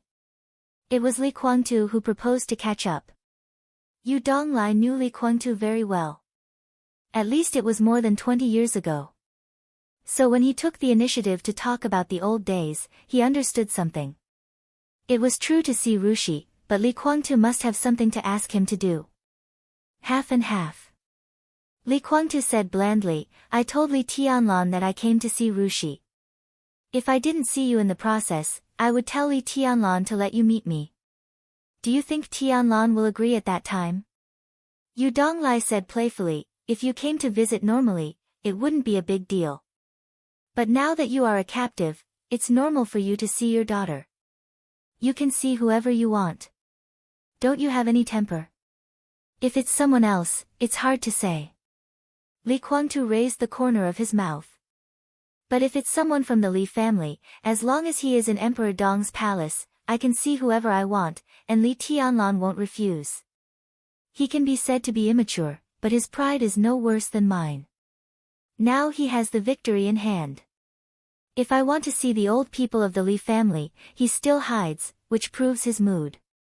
So as long as I want to see them, he doesn't care. Because now the situation is clear, he has nothing to worry about. You also know that the situation is clear. Yu Donglai said blandly. I know. Li Kuangtu nodded. But I won't admit it. In order to deny this result, I will continue to work hard. Although Uncle Yu, you definitely don't like to hear this, it's the truth, and it's what I'm going to do next.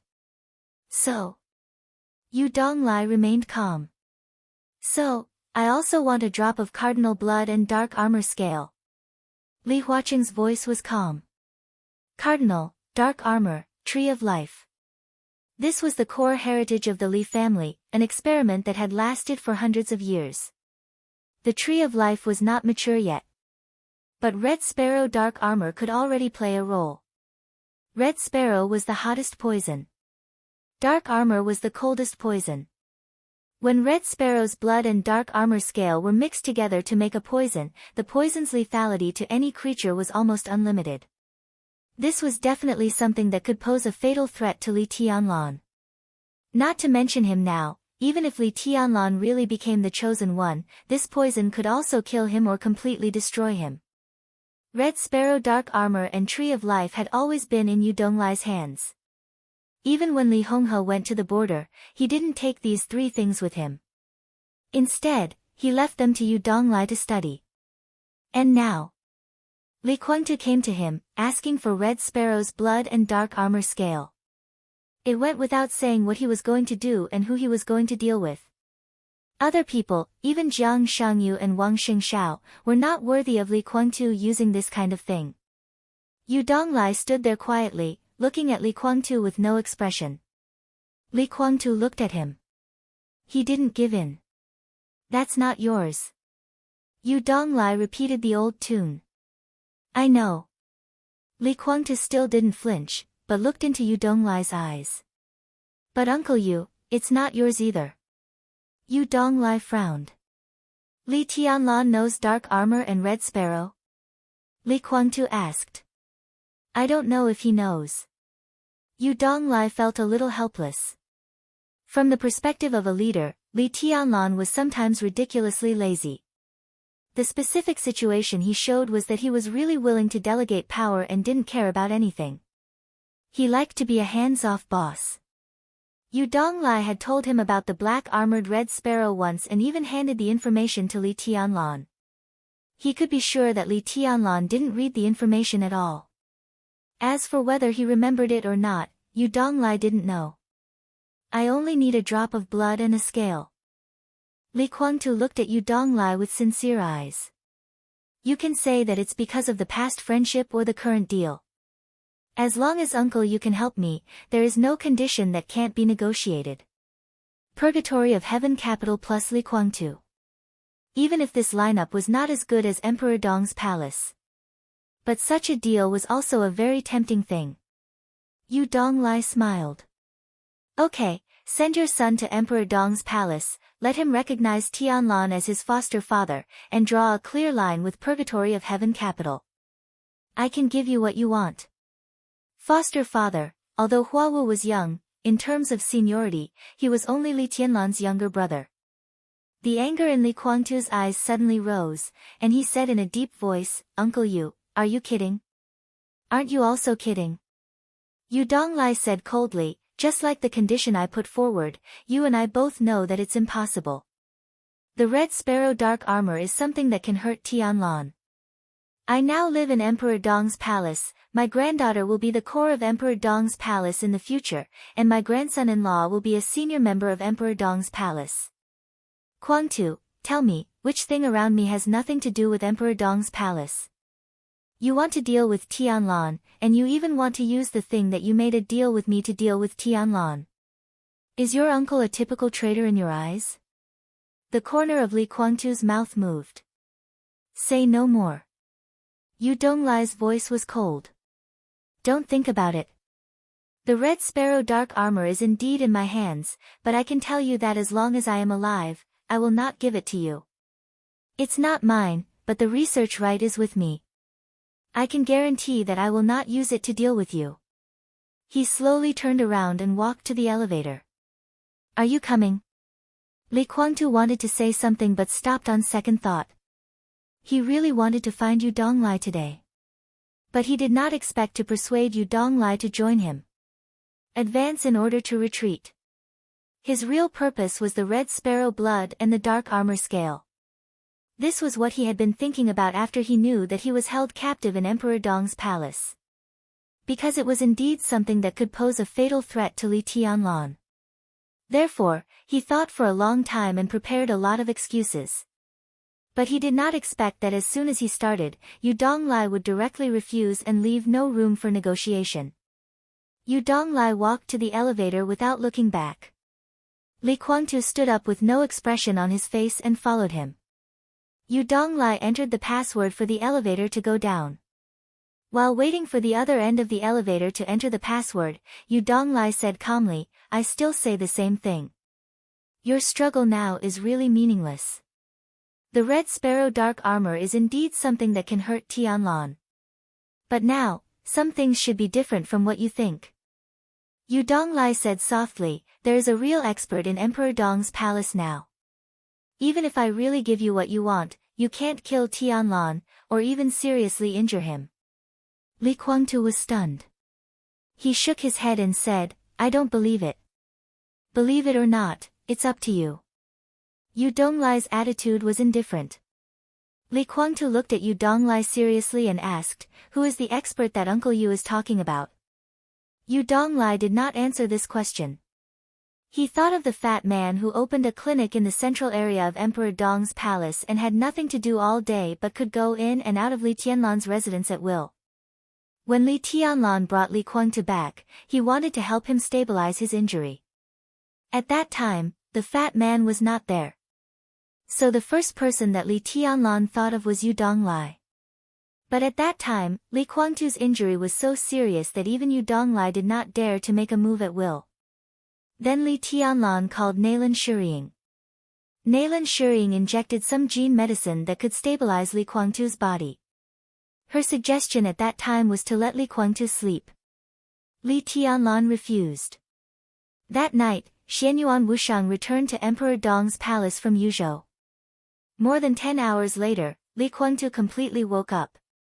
There was no dormancy, no poison. Just like that, he woke up naturally. In more than 10 hours, he recovered to the extent that it would normally take several months to recuperate.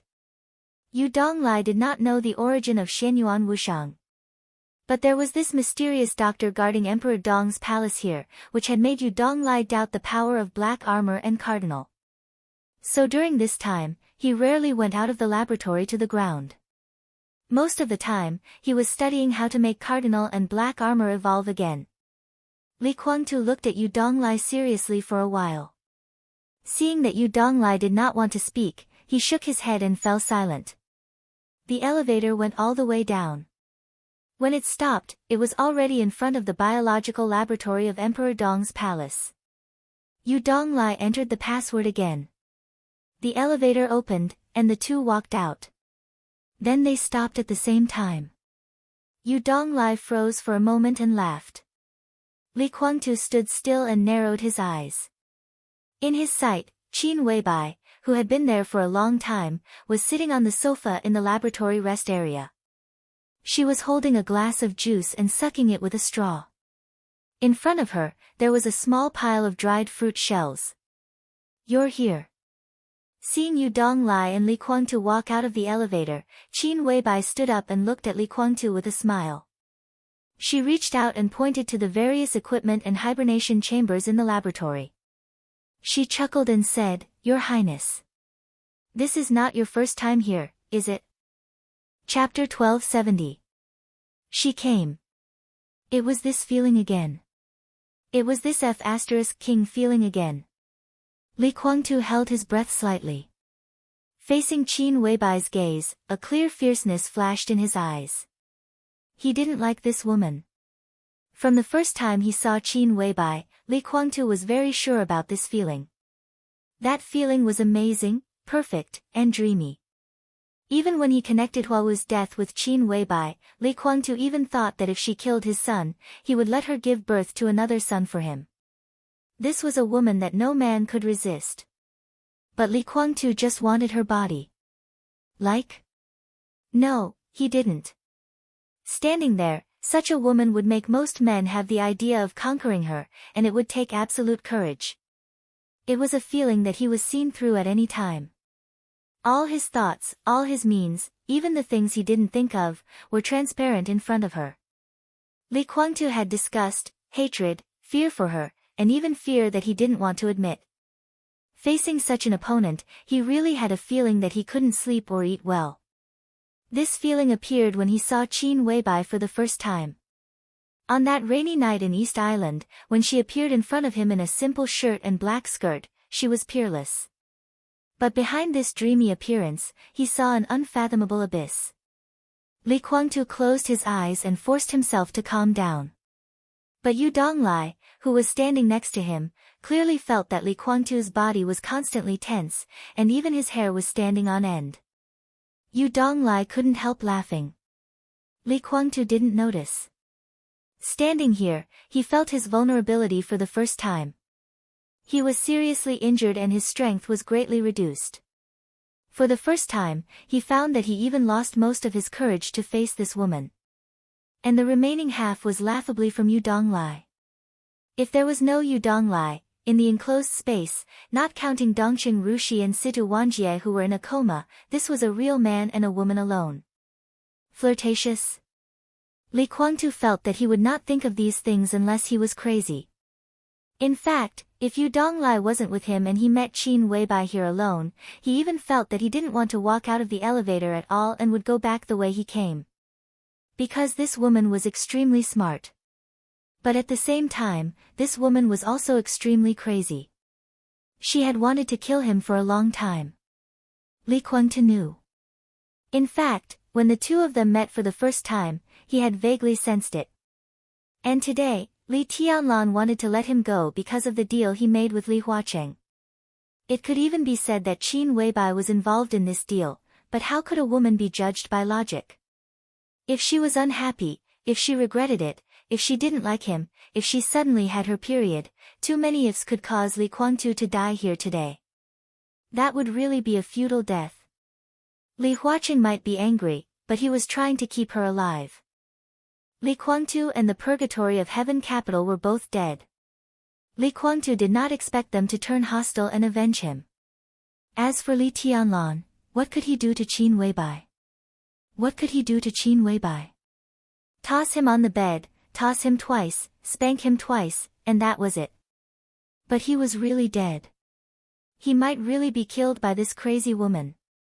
Qin Weibai took a step forward. Li Guangtu took a deep breath and tried his best not to let himself step back. His face was tight and looked a little livid in the dark laboratory, with a kind of indifference. You know, I've been here before. I'm not surprised at all. Qin Weibai said quietly. The defense monitoring system of Emperor Dong's palace could be said to be the best in the world, but there was still room for improvement. Before Li Tianlan came back, most of the intruders could be detected here. But for Li Guangtu, an expert who had surpassed the invincible realm, he could almost come and go as he pleased. Qin Weibai could be sure that Li Guangtu had been here before, not entirely by speculation, but by leaving a sword intent here by Wu Qing. If there were no intruders here, Wu Qing would never do this. But there was nothing to worry about. Ordinary people could not appear here. Those who could lie here must be people that Emperor Dong's palace attached great importance to, so every hibernation chamber was connected to the heartbeat of the wounded. Once the heartbeat of the wounded stopped, the entire castle would be completely closed from the inside out. In terms of the current structure of Emperor Dong's palace, it was impossible for Li Tianlan to come out without paying a price when the underground was completely closed. So even if someone could successfully sneak in, they would not dare to kill, or they would be courting death, unless they were real men of sacrifice. And men of sacrifice at the peak of the invincible realm, there was no force in the world that could do such a thing. Let's go, I'll take you to see Rushi. Qin Weibai reached out and pressed the switch of the first area of the laboratory. Soft lights lit up in the laboratory. 2 hibernation chambers were placed side by side in that area, and they were in the operating state. Above the hibernation chambers, rows of screens slowly showed various body data that Li Guangtu could not understand. Her name is Li Yueshan. Li Guangtu emphasized it again. Dongqing Rushi was the second miss of the Dongqing clan, a woman who was full of thoughts about Li Tianlan. She was his daughter, but he appreciated Li Yueshan's personality more. Qin Weibai stopped and said with a smile without any change in her expression, Li Yueshan, oh, she's dead. Murderous intent rose without warning. Li Kuangtu stopped where he was. What do you mean? That personality disappeared, Qin Weibai said blandly. Qin Weibai said faintly, split personality is a kind of mental illness. The palace master helped Rushi in Snow Country. You should know that she is a master in the spiritual field. It is not too difficult to erase a personality. Although it is not easy, she succeeded. So Dongqing Rushi is Dongqing Rushi. The Li Yueshan you miss all the time no longer exists. She kept walking forward. Rushi is there. It's up to you whether you want to see her or not. Disappeared, Li Kuangtu muttered to himself. He snorted. It's not completely disappeared. It's just a subpersonality, and, buzz. The space in the laboratory was suddenly distorted. The sharp and shining sword energy took shape directly without any preparation. A storm appeared in the dark space. Li Kuangtu's body was completely tense, and his face, which had just appeared a little ruddy, instantly turned pale again. His eyes were blood red, and the surging spiritual power turned into the purest sword energy. The sword energy surged like a storm, and the cold airflow surged wildly. Without the slightest warning. The moment the wind sounded, the endless sword energy had completely enveloped Qin Weibai's figure. Blood mixed with broken bones exploded in the surging sword energy. Li Kuangtu roared ferociously as if he had lost his mind. How dare you kill her? How dare you kill her? Blood splashed everywhere. Qin Weibai disappeared. The sword energy also disappeared. Then, the blood on the ground also disappeared. Li Kuangtu's pupils contracted slightly, and he subconsciously turned to look at his side. Only then did he realize that it seemed to be too quiet around him when he took action. Yu Donglai didn't stop him. From beginning to end, the old man of the Li family didn't even make a sound. Li Kuangtu turned his eyes. There was nothing around him. Li Kuangtu turned his head. Behind him, at the elevator exit, Yu Donglai was standing there, looking at him helplessly and shaking his head. He began to be in a trance. Li Kuangtu's body shook a little. The light in his sight lit up. Qin Weibai reached out and pressed the switch of Area 1. The soft light lit up in the laboratory. 2 hibernation chambers were placed side by side in that area, and they were in operation. Above the hibernation chamber, various body data that Li Kuangtu couldn't understand were slowly scrolling on the rows of screens. Qin Weibai stood in front of him and looked at him expressionlessly. She seemed to be a little angry. Li Kuangtu closed his eyes and took a deep breath. After a long time, he asked, the transcendent realm? Almost there. Qin Weibai said faintly. Spiritual domain. Spiritual domain, Li Kuangtu muttered to himself, and the corners of his mouth kept twitching. He was also a guru in the spiritual domain, and he was almost at the transcendent realm. But his spiritual power was extremely turbulent. His spiritual power was pure sword energy. And Qin Weibai, such spiritual power was the kind of power that was impossible to guard against and could change everything silently. Qin Weibai couldn't turn her spiritual power into sword energy. Li Kuangtu also couldn't hypnotize others with spiritual power. So at that moment, he was hypnotized by Qin Weibai. Li Kuangtu's mouth moved. Moon God, is it still important? Qin Weibai looked at Li Kuangtu with some playfulness. The important thing is that you just wanted to kill me, and you have already taken action. Your killing intent is so determined. Tell me, how should I kill you next to make you die in peace? Chapter 1271. Qin Weibai showed her killing intent. She asked Li Kuangtu how to kill him so that he could rest in peace, like a joke. It was faint, not obvious, very casual, and careless. But this kind of killing intent was extremely intuitive. Because everyone knew that it was not a bluff. If Qin Weibai wanted to kill him, she could do it now without waiting for the future. Li Kuangtu laughed. He tried to make a move but failed. His injury became more and more serious. In the dark and closed environment, it was even a little difficult for him to breathe. He glanced at Qin Weibai very coldly and walked to the hibernation cabin with the light on.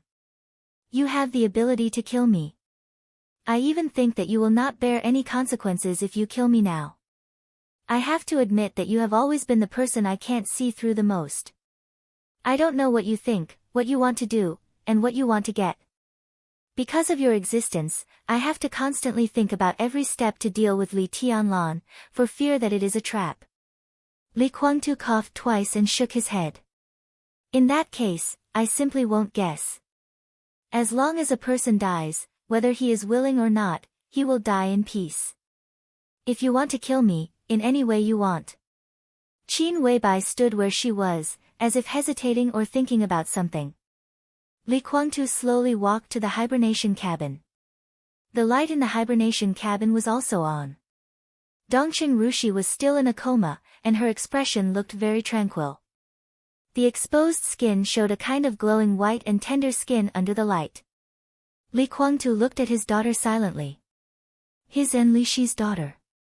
Dongqing Rushi was in a coma in the hibernation cabin, like a commodity without any vitality. Li Guangtu was expressionless.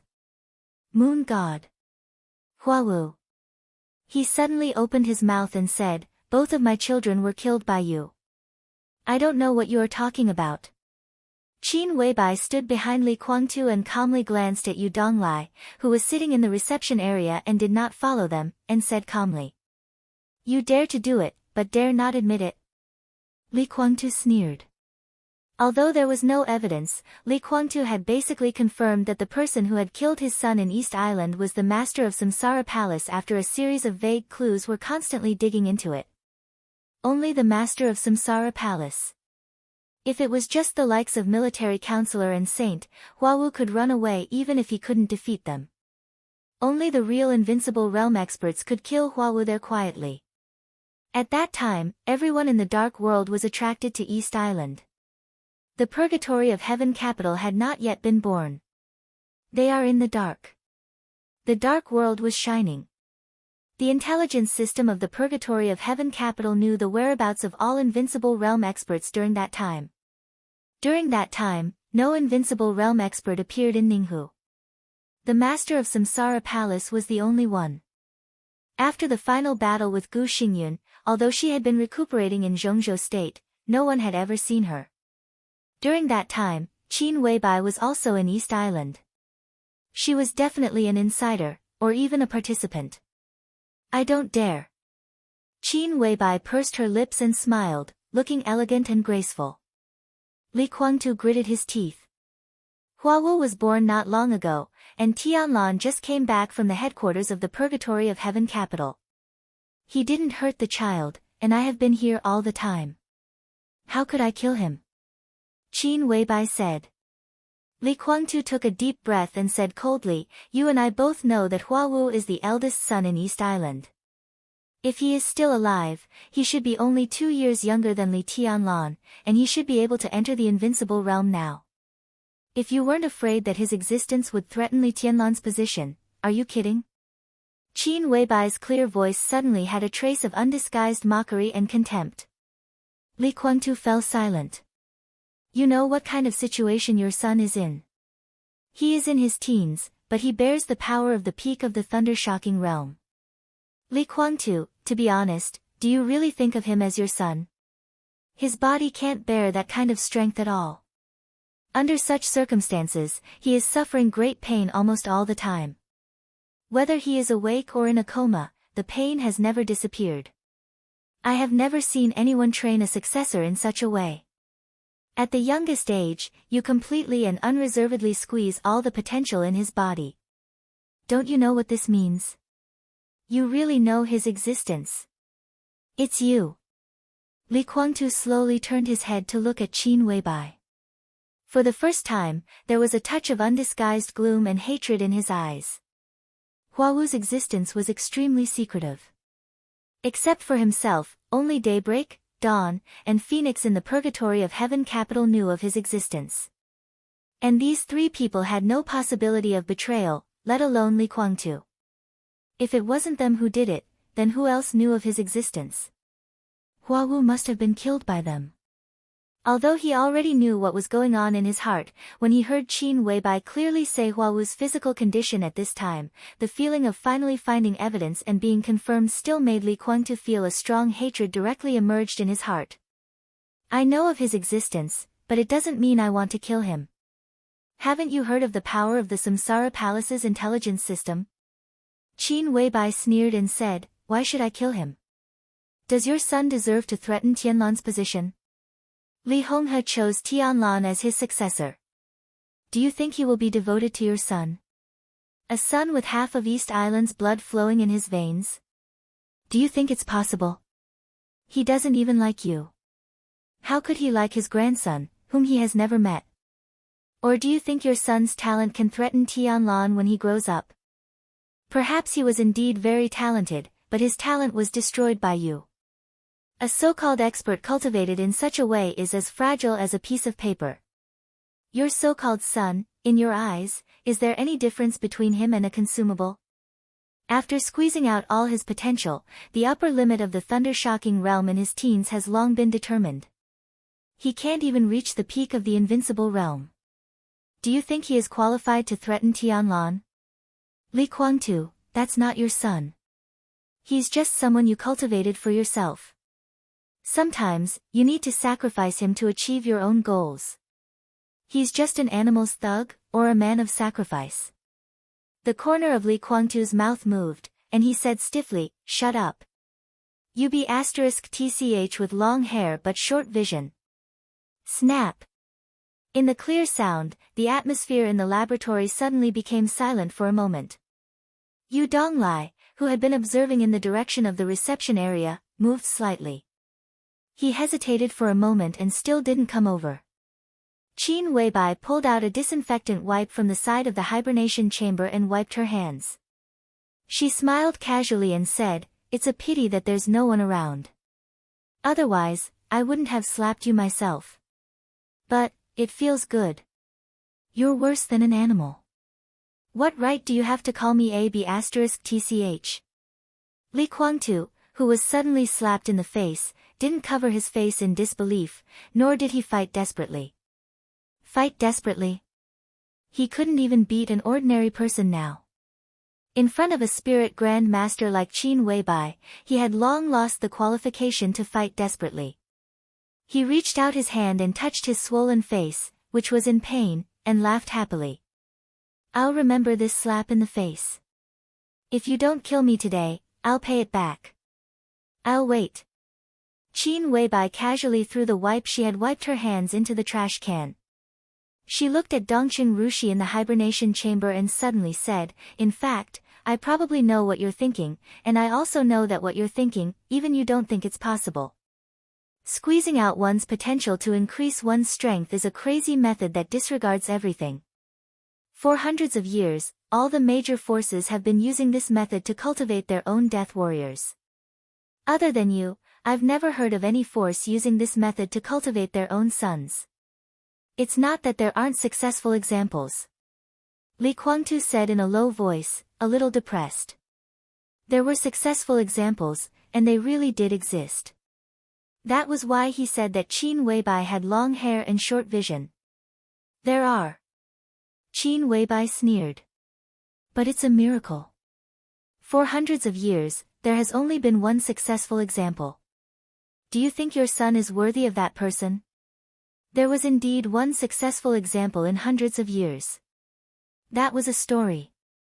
That was hundreds of years ago, in the era when Zhongzhou State's national strength was flourishing and Zhongzhou State was not the strongest country. There was a story about a young man who wanted to climb up at all costs and a simple daughter from a wealthy family. Countless meticulous calculations allowed this story to have a perfect beginning, but at the same time, it was destined to have a tragic ending.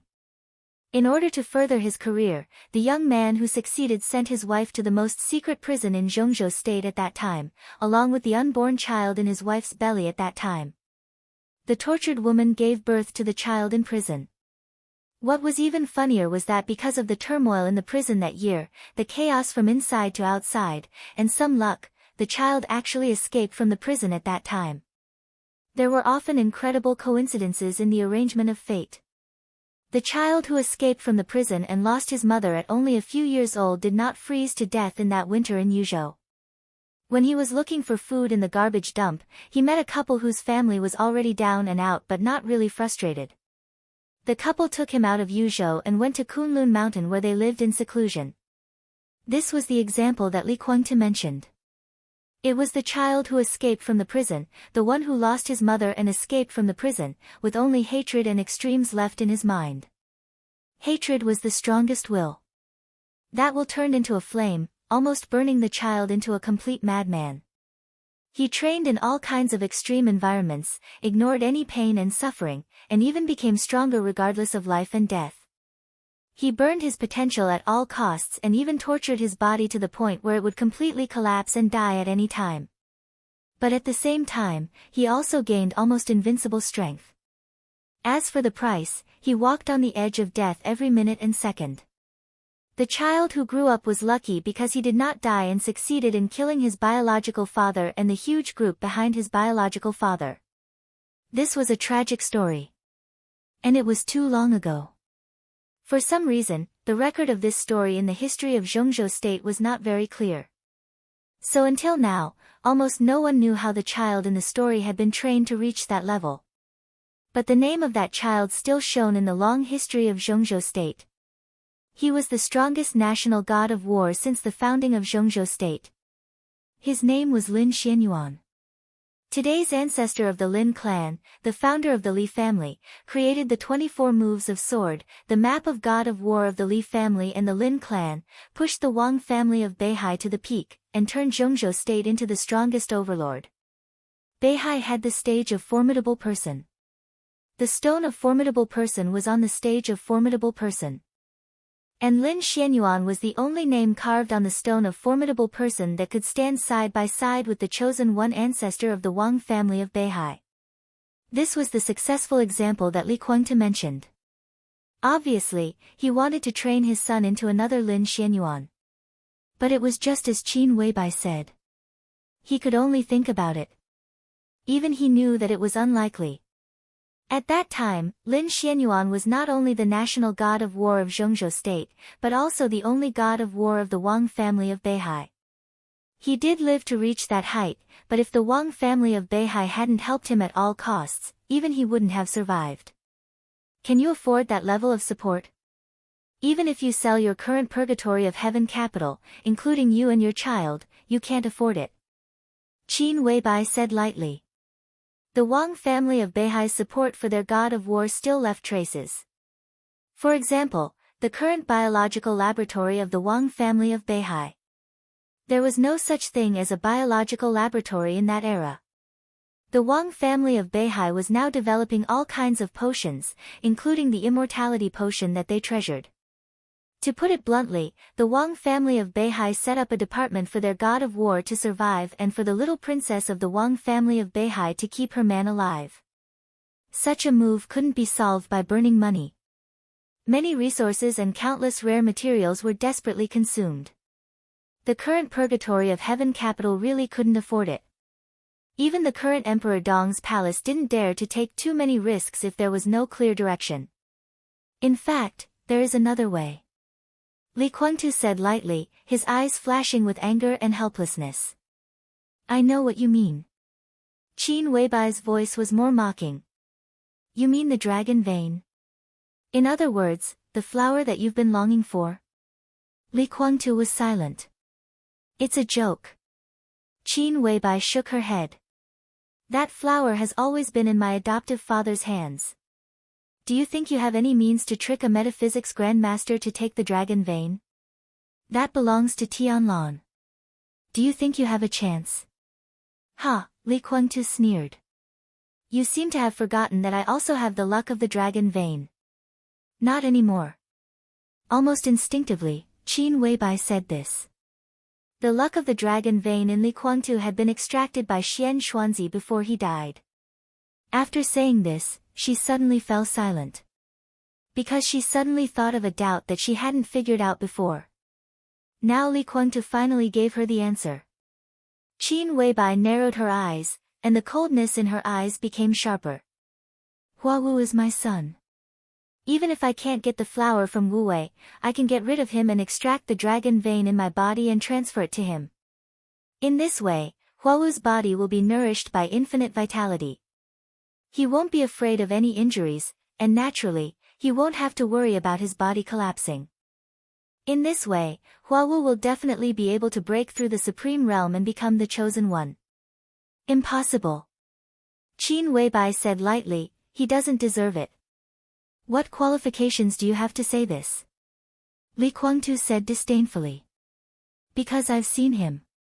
Qin Weibai suddenly laughed. She was telling the truth. She had really seen Huawu, who was killed by them that year. Not the one she had seen, but the other one she had seen and even fought with. But they were one. She had seen the other one, and naturally, she had seen it. That was Li Guangtu's first son. Li Huawu. He was also the heavenly emperor Huawu in another time and space. Qin Weibai had never been very clear about the use of Huawu, who was cultivated in this extreme way. Under normal circumstances, even if Huawu didn't die, his upper limit in the future was the invincible realm. He couldn't even reach the peak of the invincible realm, which was probably the level of Moongazer and Song at this time. But in that time and space, when they finally besieged Dongqing Huangtu, the strength that the heavenly emperor Huawu showed was indeed at the peak of the invincible realm, which was equivalent to Li Guangtu and Lin Fengting before the breakthrough. This was obviously a little unscientific. And now, the reason was found. It was the dragon vein in Li Guangtu. Qin Weibai fell silent. Why did they kill Huawu back then? Qin Weibai could feel the inner feelings of her other self. It was not because he could threaten Li Tianlan. At that time, Huawu's performance was amazing, but in the long run, he was really not a threat. The reason why they took action at that time, it was because of hatred. That was the deepest hatred of her other self for the Li family. Why was it like this? Qin Weibai pursed her lips. Not every grandmaster of metaphysics could extract the dragon vein. At the very least, they should have a relatively detailed understanding of the dragon vein. To put it bluntly, the fate of Zhongzhou's state was endless vitality. How ethereal was it before no one carried the dragon vein? Without a specific understanding, Xian Xuanzi could not extract the dragon vein at all. Even if he had a specific understanding, it was great luck that Xian Xuanzi could do it. In other words, after he joined the Samsara Palace, he learned what the so-called dragon vein was from Qin Weibai. But in another time and space, Qin Weibai and Xian Xuanzi basically had no intersection. There was only one person who could extract the dragon vein from Li Guangtu and transfer it to Huawu. That was Great Master Wu Wei, who also had no intersection with Qin Weibai in that time and space. The transfer of the dragon vein helped Huawu break through the upper limit, which meant that in the case of Li Tianlan's existence, the Li family's opposition. Li Guangtu could not instruct Great Master Wu Wei, so the only one who could instruct Great Master Wu Wei was. Qin Weibai took a deep breath. All the questions came back. Why did the person who could instruct Great Master Wu Wei do this? When this question appeared, the answer was so obvious. Under such circumstances, if Li Tianlan, who carried half of the dragon vein, died, his vitality and fate would naturally be directly transferred to Huawu. The Li family. Li Huawu. Li Honghe, that kind of hatred, Qin Weibai really understood. Suddenly, I really want to kill you. Qin Weibai whispered. Li Guangtu's pupils contracted suddenly. At this moment, Qin Weibai's killing intent was still very faint, but Li Guangtu really felt a kind of near-fatal danger, which was completely different from the feeling just now. Soon, Qin Weibai shook her head again. No, not only you, but you and your father deserve to die. No, all three of you deserve to die. Li Guangtu was silent for a long time before asking, do you hate us? Shouldn't I? Qin Weibai slowly turned her head and looked into Li Guangtu's eyes. At this moment, Li Guangtu had a creepy feeling for no reason. Including that old B*****. Li Guangtu braced himself to ask. He had a very bad relationship with Li Honghe. When he mentioned him, He usually called him an old B***starred. He deserves to die the most. Qin Weibai whispered, unfortunately, he's dead. Chapter 1272. Qin Weibai suddenly felt extremely aggrieved and annoyed. Li Honghe, Li Guangtu. At this moment, Qin Weibai was not even sure whether the father and son had turned against each other and were at odds with each other for many years. Was it a two-man show? But one thing was certain. Whether the father and son had turned against each other or not, at least in that space-time, when the best opportunity appeared, Li Honghe chose his grandson. It was not Li Tianlan. It was Li Huawu. That was why Li Huawu could break through his upper limit and become a top expert at the peak of the invincible realm. And when Dongxing Huangtu perished, his luck with a huge vitality was transferred to Li Huawu. What realm would Li Huawu break through to? To some extent, Li Guangtu's plan really succeeded in that space-time. Qin Weibai was no longer interested in thinking about Li Honghe's thoughts. There could be many explanations for this. For example, the cooperation between the Li family and the Dongqing clan was a way out that Li Honghe thought of in a desperate situation. For example, Li Tianlan was the best choice at that time. But when there was a better candidate and the other party had extraordinary momentum, it was natural to give up Li Tianlan. Another example was that Li Tianlan was an outsider after all. Even if Dongqing Rushi was his granddaughter, the one who would inherit the Li family in the future was only a grandson after all. All the ideas could be understood, but it was no longer important.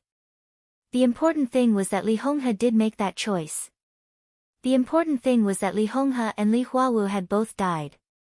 But in the end, it was still hard to calm down. To cultivate Li Tianlan, to teach him the unique skills of the Li family, to push him to the front, to let the purgatory of heaven capital escort him, to let him enter the Wang family of Beihai, to put him in the teeth of the storm, this was Li Tianlan in another space-time.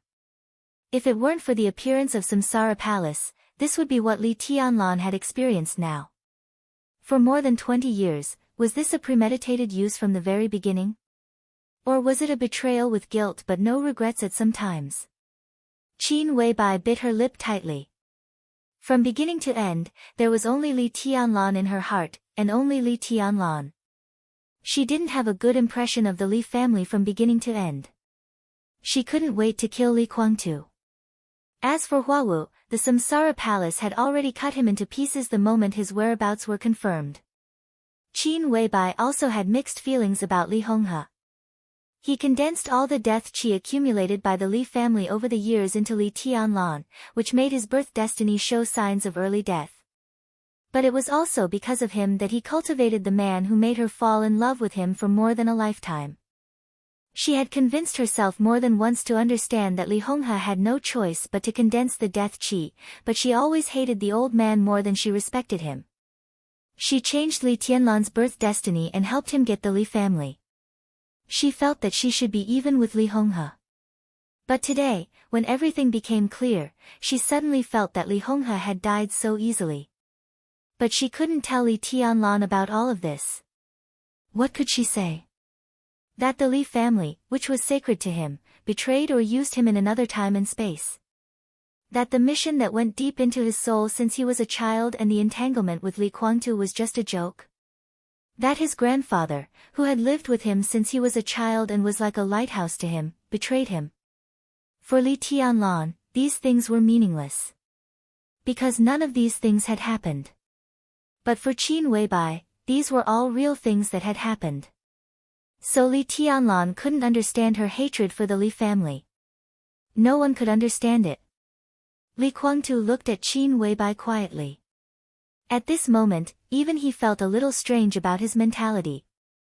This was a kind of, it could be said to be a feeling of caution. In his sight, Qin Weibai lowered her head, motionless and calm, but she gave Li Guangtu an extremely terrible feeling. It seemed that all his instincts were reminding him that this woman could not be provoked in such a state.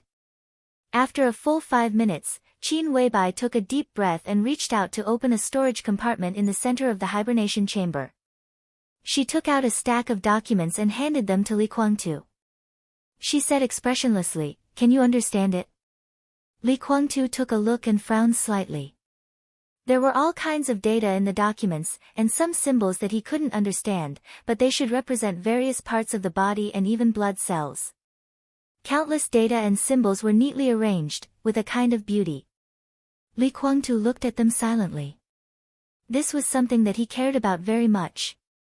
But at this time, these data were very clear and dull in his eyes. He flipped through them casually, and his eyes became a little dull.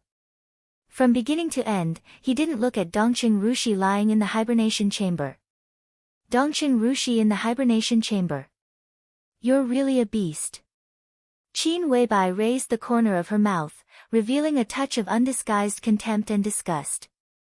I don't think I did anything wrong. Li Kuangtu said calmly, in my heart, it's your samsara palace that killed my 2 children, Huawu is dead, and Moon God is gone. He threw the documents back into the storage compartment of the hibernation chamber, pointed to Dongqing Rushi inside, and said calmly, so, who is she? Before Qin Weibai answered, he had already shook his head. She's not my daughter. Since she has nothing to do with your Li family, then from now on, Emperor Dong's palace has no relationship with you and the purgatory of heaven capital. From now on, we are enemies. Qin Weibai said slowly. Li Kuangtu's face changed. He suddenly felt that this sentence was a little familiar, as if he had heard it somewhere just now. When he heard it last time, he didn't have any feelings in his heart. But now this sentence came out of Qin Weibai's mouth, and his heart sank for no reason. What do you mean? Li Kuangtu's eyes were sharp. Qin Weibai raised her hand and gently knocked on the hibernation chamber beside her.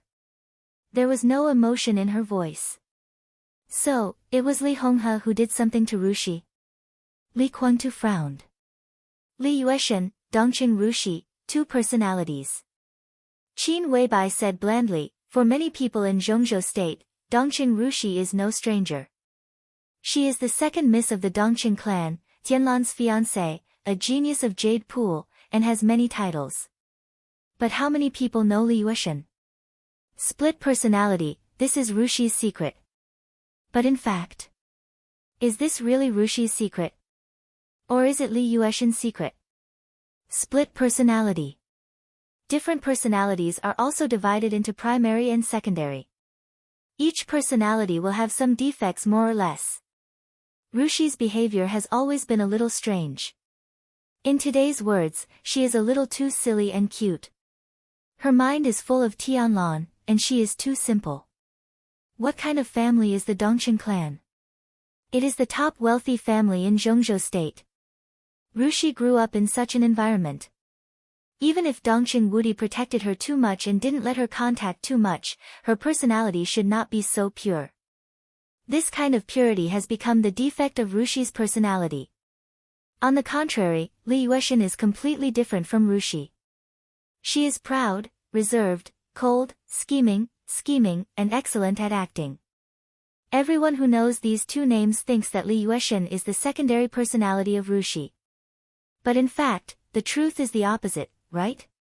Qin Weibai looked at Li Kuangtu. Li Yueshan is the real primary personality, and Rushi should not exist. Is it the secondary personality that you created to stabilize the Dongqing clan? Li Kuangtu was silent. Qin Weibai continued, if this is a kind of technology in the spiritual domain, then we have to admit that this technology can be said to be the top technology in the spiritual domain, or it can be called a unique skill. Its status is absolutely no less than the status of 24 moves of sword in Kendo. It splits a person's spirit through a lot of spiritual hints, hides the real primary personality, and lets the secondary personality control the body for a long time. But it can keep the primary personality from losing itself. Qin Weibai laughed and said, the Li family rarely has such fancy things, but it's really amazing. I always thought that you used the vitality of the dragon vein to reshape your martial arts foundation when you were dormant in East Island. If someone hadn't told me, I wouldn't even know that your martial arts foundation has not been restored. Your current combat capability comes from your will, which is an alternative burst of spiritual power.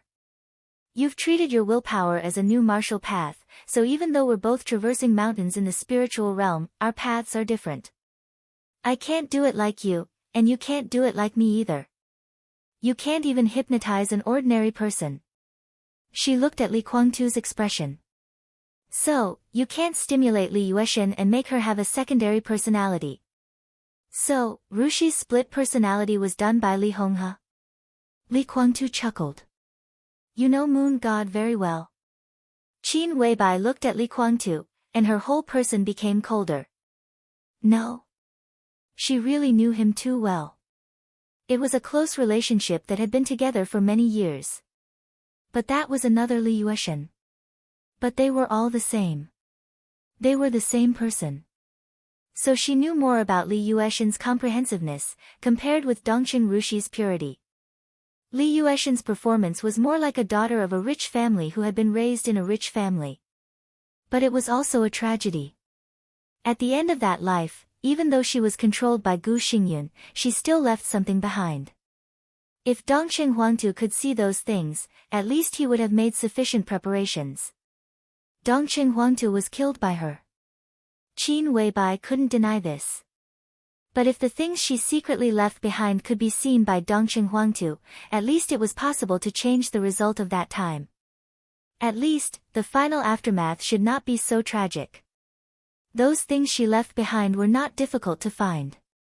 Since it was an emergency, she naturally stayed in the place where Dongqing Huangtu could easily see her. But in fact, when Dongqing Huangtu walked into the encirclement alone, she already knew that he did not find those things she left behind. And after he died, the Dongqing clan was destroyed, and she took revenge. The tragic scenes also proved that the things she left behind had disappeared before Dongqing Huangtu walked into the encirclement. She left those things. Dongqing Huangtu did not see them. There was only one person who was most likely to destroy those things. That was even the only suspect. It was not Dongqing Rushi. It was Li Yueshan. Perhaps it was because Li Yueshan destroyed a lot of things in advance. After Dongqing Huangtu died, the secondary personality was stimulated by this news and completely turned on the primary personality. Li Yueshan went completely crazy and jumped from the tall building in Huading when Qin Weibai wanted to kill her. That red dress also became the most tragic color in Huading that day. The Li family should have expected the counterattack of the secondary personality. After all, it was impossible to say that there would be no consequences for forcibly splitting a complete spirit through a large number of spiritual hints and instilling two completely different ideas. When the two ideas broke out completely and conflicted, madness was an absolutely foreseeable ending. The Li family knew this. But the Li family didn't care. This sword, which had been left in the Dongqing clan since childhood, destroyed all the escape routes at the most critical moment, destroyed the family that raised her, and sacrificed her future. It was just a father she had not seen many times since she was a child, and her brother. Ridiculous, right? If there were flaws in the primary personality, it was Li Yueshan's biggest one. A primary personality that had been forcibly instilled with ideas and even enslaved. A grandmaster in the spiritual field was best at playing with people's spirits and even souls. So at that time in Snow Country, when she was with her and Flaming Fire, the two Qin Weibai did not hesitate to join hands and directly erase Li Yueshan's personality. From that time on, the Li family's plan on Dongqing Rushi no longer existed. Dongqing Rushi was just Dongqing Rushi. She might just be a false personality created by stimulation, but from that moment on, she had become extremely real. It was also from that time on that Qin Weibai completely confirmed the fact that Li Yueshan was the primary personality. Otherwise, to erase a secondary personality, it would not have been so difficult for the two of them to join hands. Answer my question. Qin Weibai's voice was cold. It's not as dark as you said. Li Guangtu shook his head. Although I would like to say that it was done by that old bastard, if he were still alive, maybe there would be some scenes between him and Li Tianlan that I would like to see. But he is dead, so it doesn't make sense to say so. The two personalities of Moon God and Rushi were done by me. The spiritual field is the same as martial arts. They are different paths, and I can make the decisions. That old bastard is a guru in the spiritual field, and in the spiritual field, the Lin clan is the real expert, and the Li family is naturally not bad. That old bastard can go to that height, how can I be inferior to him? It's just that I never showed it at that time. When I woke up in East Island after being seriously injured, my foundation was completely destroyed. The dragon vein only guaranteed my survival. It's not impossible to rebuild my foundation, but it's difficult to return to the peak state. So I simply gave up that path. At that time, I had already gone far in the spiritual field, and my original idea was to imitate the old man in the Holy Land. Rushi and Moon God were split from me at that time. As for later, I accidentally found another path in the spiritual field, and that's how I am now. Qin Weibai listened in silence. Hearing that it was not Li Honghe who did it, she did not feel relieved or happy at all. This could only mean that what happened to Dongqing Huangtu was not Li Honghe's planned use, but a temporary betrayal. It was also damning and unforgivable. Moon God is indeed the main personality. Li Huangtu continued, only she is my daughter. Dongqing Rushi is just a disguise. Now, you erased my real daughter and left a disguise here. Li Huangtu's eyes gradually turned cold. What is this? Whatever you want. Qin Weibai said blandly, as I said, since you think Rushi is not your daughter, then you and Emperor Dong's palace will no longer have any feelings. She raised her wrist and looked at the time on her watch. Have you finished reading? If you have, then get out. From today on, you and the purgatory of heaven capital are my mortal enemies. I have no feelings for the Li family. As I said just now, all the people of the Li family deserve to die. Li Honghe, you, Li Huawu, Li Moon God, and even other people of the Li family standing beside you, all deserve to die. I'm very grateful that you didn't join Emperor Dong's palace. In that case, you can all go to hell. She paused and sneered. Get out of here so that I can send all of you to hell. Chapter 1273. Li Huangtu's face changed. His expression suddenly became extremely unsightly.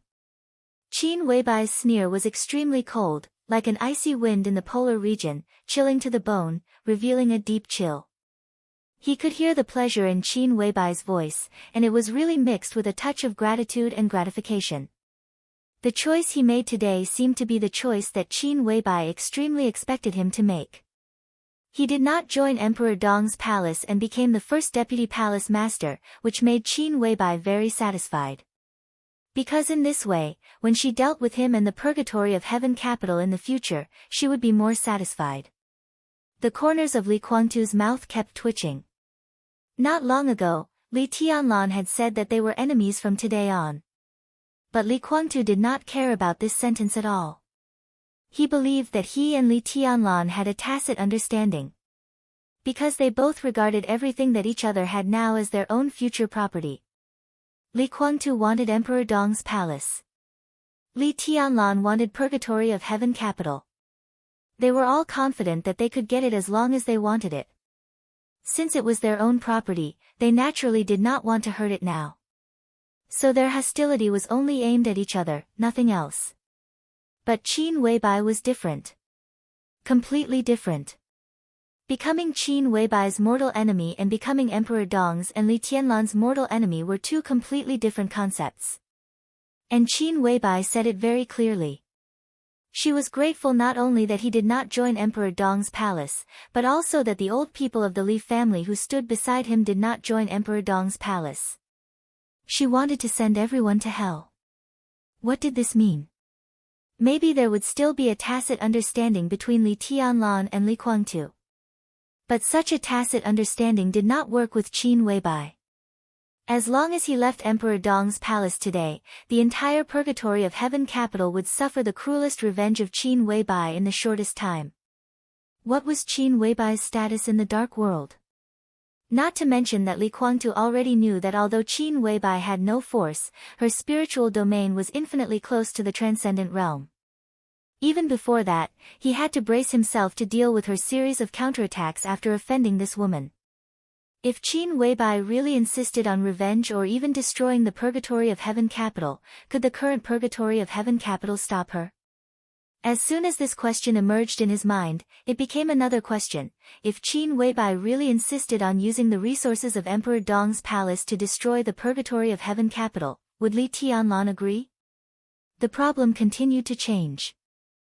Even if Li Tianlan and Qin Weibai quarreled and disagreed with her to destroy the Purgatory of Heaven capital, if Qin Weibai insisted on doing so, the military counselor who controlled the Flourishing Age Fund and the chief administrative officer of Emperor Dong's palace would listen to Li Tianlan. Or should he listen to Qin Weibai? A large part of Emperor Dong's palace's industry came from the Samsara Palace, and the main force was the Flourishing Age Fund and the Saints Mount Shu force. If things developed to the point where military counselor had to make a choice, what would Li Tianlan do? These questions popped up one by one, and they were answered immediately. With the current strength of the Purgatory of Heaven capital, it was difficult to resist. Li Guangtu gave Qin Weibai a deep look. She stood in front of the hibernation chamber and quietly looked at Dongqing Rushi, who was sleeping in the hibernation chamber. Her delicate and sharp-side face was cold and full of killing intent. Li Guangtu suddenly felt a little flustered. There was another emotion that was more strange than flustered. Do you hate the Li family so much? Li Guangtu laughed. There was no bitterness, self-mockery, or sarcasm in his voice, but with an indescribable taste. There were many meanings behind this sentence. Even if Li Tianlan was not a member of the Li family, he was still called Li Tianlan. He was the heir of the Li family that Li Honghe had cultivated for many years and designated. Li Honghe had handed over everything of the Li family to Li Tianlan. What else were you dissatisfied with? We, the Purgatory of Heaven capital, do have bad intentions towards Li Tianlan, but we haven't succeeded until now. We didn't even take advantage of Li Tianlan. You killed my son and my daughter. Where did your inexplicable hatred come from? These were Li Guangtu's heartfelt words. All the words that could not be said were in this seemingly simple sentence. So the inexplicable taste in Li Guangtu's words turned out to be grievance. It was the powerlessness after anger and grievance. This was a state of mind that Li Guangtu had never experienced, and it was also an emotion that had never appeared in his life. Even when Li Shi stabbed him in the chest with a sword, he had never felt wronged. Qin Weibai did not speak. No one would understand her grievance and annoyance. In this case, it was meaningless to say it. She took 2 steps to the side and came to another hibernation chamber. In the hibernation chamber, Situ Wanjie, who was short and thin and seemed to be wrapped in countless bubbles, was also sleeping. His face had recovered a little ruddy, and the rhythm of his breathing seemed to be more obvious than Dongqing Rushi's.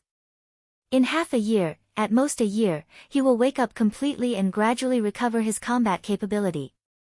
I don't know if you know that when he was in Snow Country, he had already broken through the limit.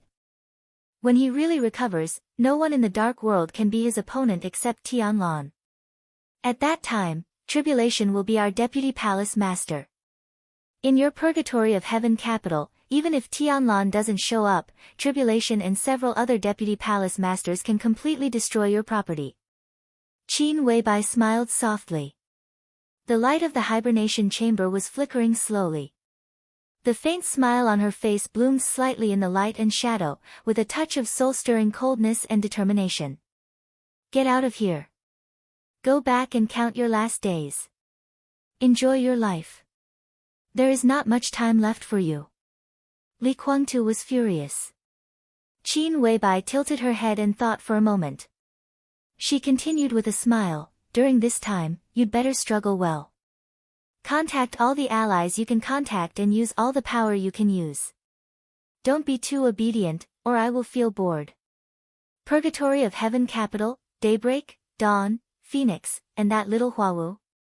Ha, ha, ha ha ha, at that time, I won't even leave a blade of grass for you in the Purgatory of Heaven capital. Amidst the shrill laughter, endless madness and resentment seemed to have materialized and surged forward, bringing with it a bone-chilling fear.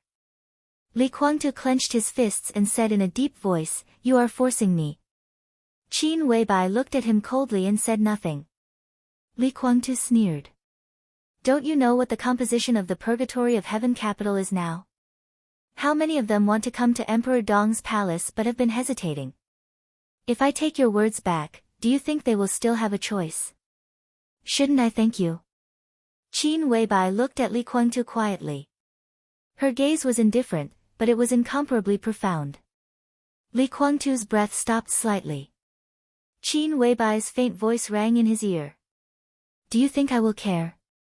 So far, many people in the Li family have not done anything wrong to Li Tianlan.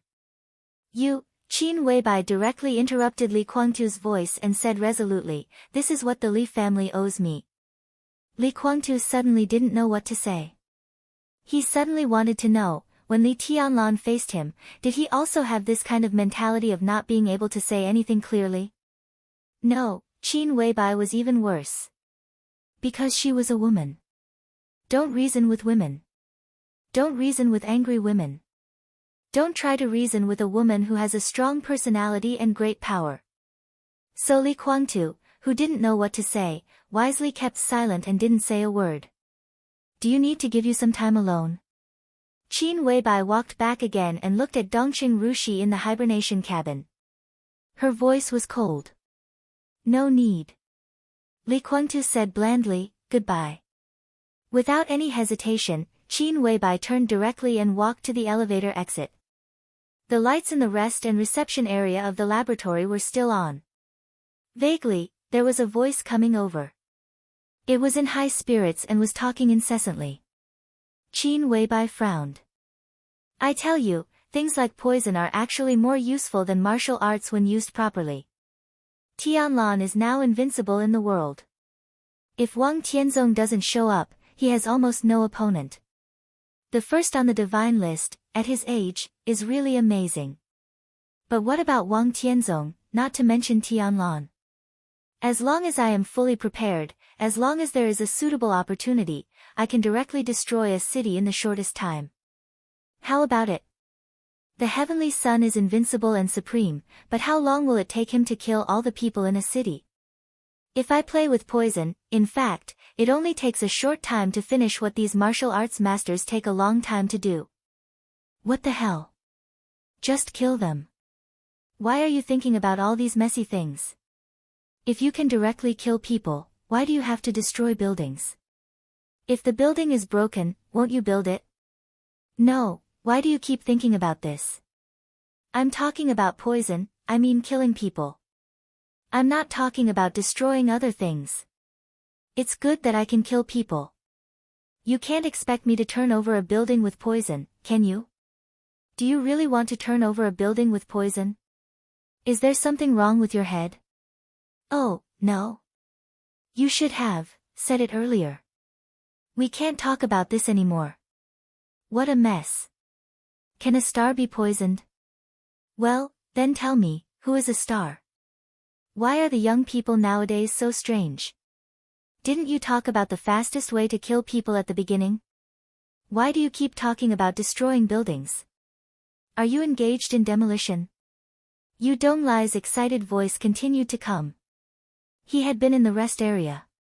Qin Weibai and Li Kuangtu knew this. But it was just Yu Donglai himself in the rest area. Who was still there? Young people. Qin Weibai frowned and subconsciously quickened her pace. She suddenly realized something was wrong. The biological laboratory in Emperor Dong's palace was an important and hidden place. There were only a few young people in the whole Emperor Dong's palace who could come here. Qin Weibai was one, Li Tianlan was one, Xianyuan Wushang was one, and then there was Nailan Shuriying. She was here now. And the others obviously would not talk about killing people and demolition with Yu Donglai. Qin Weibai quickened her pace and approached the rest area. At the same time, a voice that was very strange to her rang clearly from the corner of the rest room. The voice was calm, but between the lines, there were countless sharp edges crisscrossing all over the sky. Not killing people. Not demolition. The voice was faint. I want to say destruction. After a pause, he continued, pure destruction. The voice was very strange. Qin Weibai's heart sank, and she went straight to the corner. In her sight, the soft lights in the rest area covered the ground. Yu Donglai, who was stunned by the question, was thinking hard about something. And sitting opposite Yu Donglai was a young man that Qin Weibai had never seen before, but he looked a little familiar. It was difficult to describe this man as handsome or not handsome. He looked about 30 years old, tall and slender, with deep eyes and angular facial features showing a very distinct toughness. He was just sitting there casually, but his almost casual sitting posture had a kind of sharpness that almost made people unable to breathe. Qin Weibai's pupils suddenly contracted to the extreme. It was not because of the momentum of this strange but somewhat familiar man. It was because he was sitting here, but the space all over his body was slightly twisted unnaturally. Pieces of blood mist were sprinkled from every corner of his body. Face, forehead, eyes, arms, an endless mist of blood filled the air around him. He seemed to be suffering terrible injuries all the time, but all the injuries healed completely the moment they appeared, and then the new wounds broke again. The process repeated endlessly. The faint smell of blood permeated the reception room. The air was full of invisible but extremely terrible edges. The man with blood mist floating all over his body seemed to feel Qin Weibai coming over. He stood up and nodded to Qin Weibai. "Have you finished talking?" Qin Weibai did not answer. She stared at the man in front of her with great vigilance and said word by word, "Who are you?" The blood mist was floating in front of her. The somewhat strange young man thought for a moment and said lightly, "It's not easy to explain. But I mean no harm. I also know what you want to do, so I can help you. How about I treat you and Li Kuangtu to a movie?" Chapter 1274. Qin Weibai didn't want to watch a movie with Li Kuangtu. It was a disgusting thing to think about. Therefore, the invitation was also very disgusting.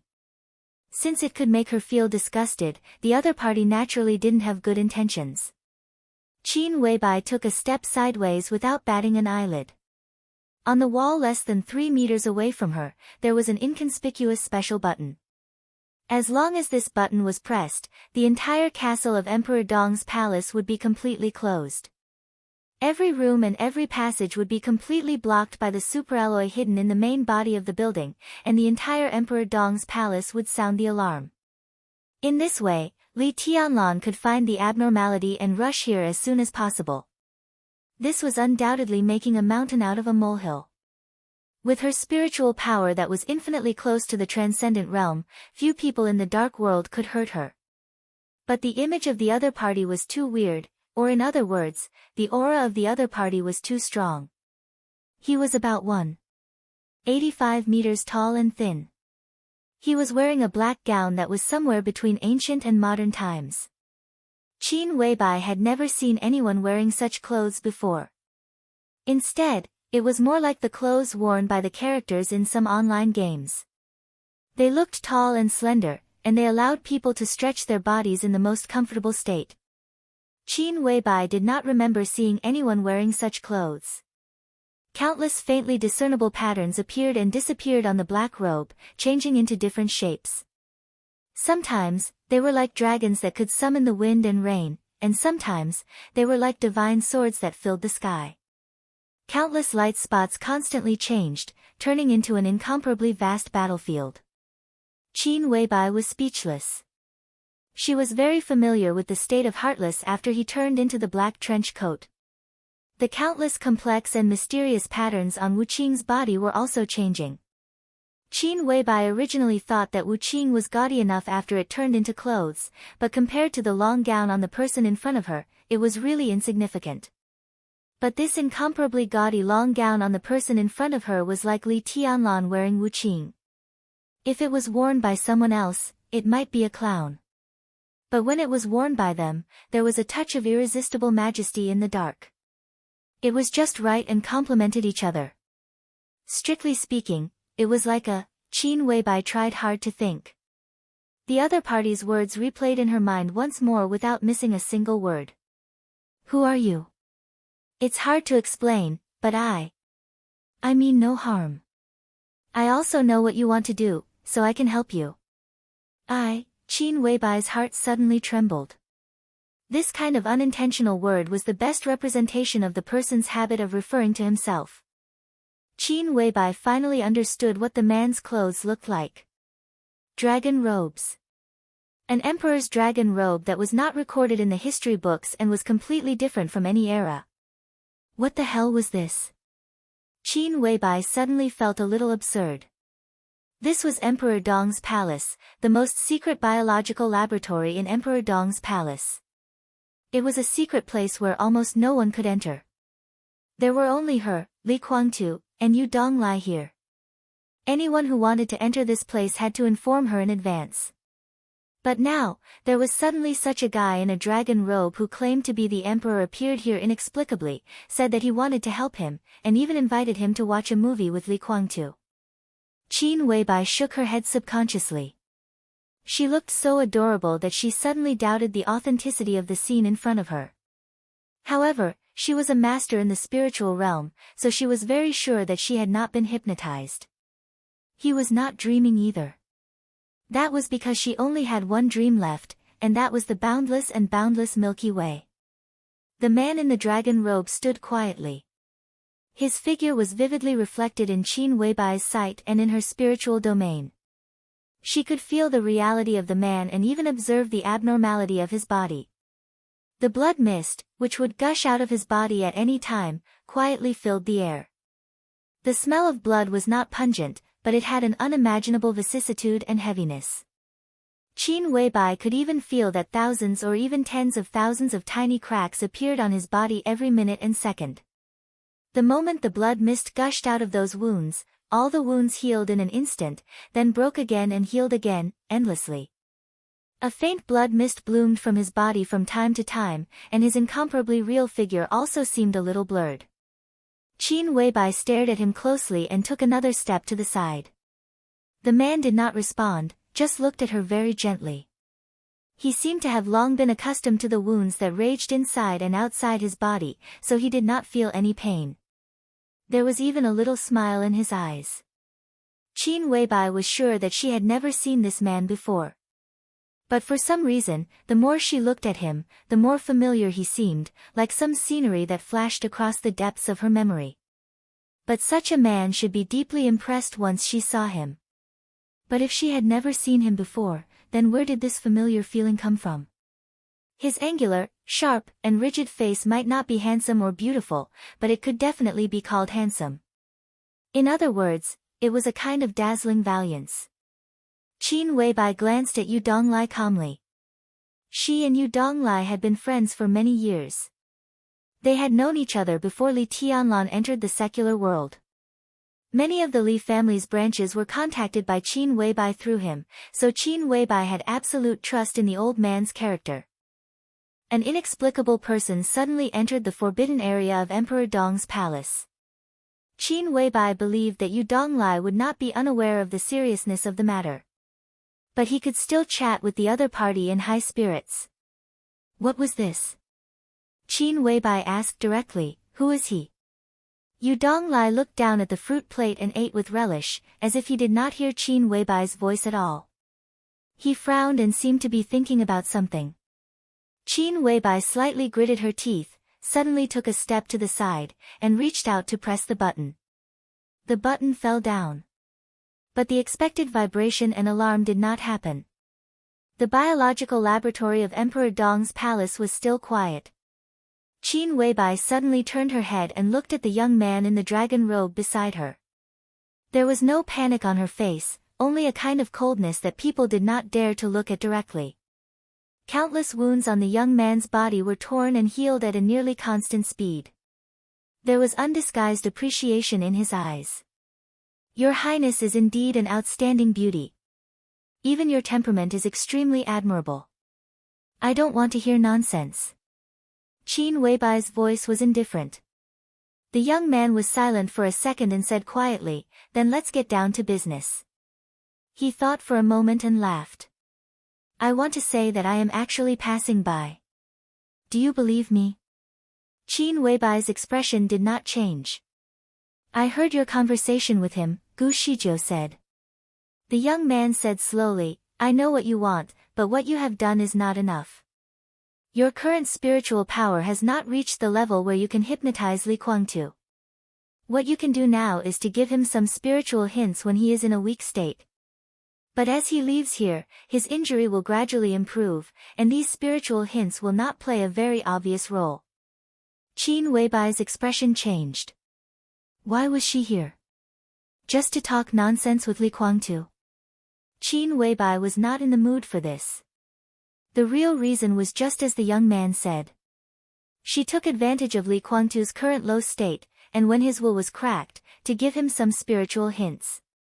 If Li Kuangtu was in his heyday, Qin Weibai could not do anything to him in the spiritual field. Now it could be said that it was her only chance. First, she created enough pressure on Li Kuangtu, and then slowly channeled this pressure in another direction to achieve the goal she wanted. Qin Weibai didn't know if this method would work, but there was no harm in giving it a try. I can help you, the young man said lightly.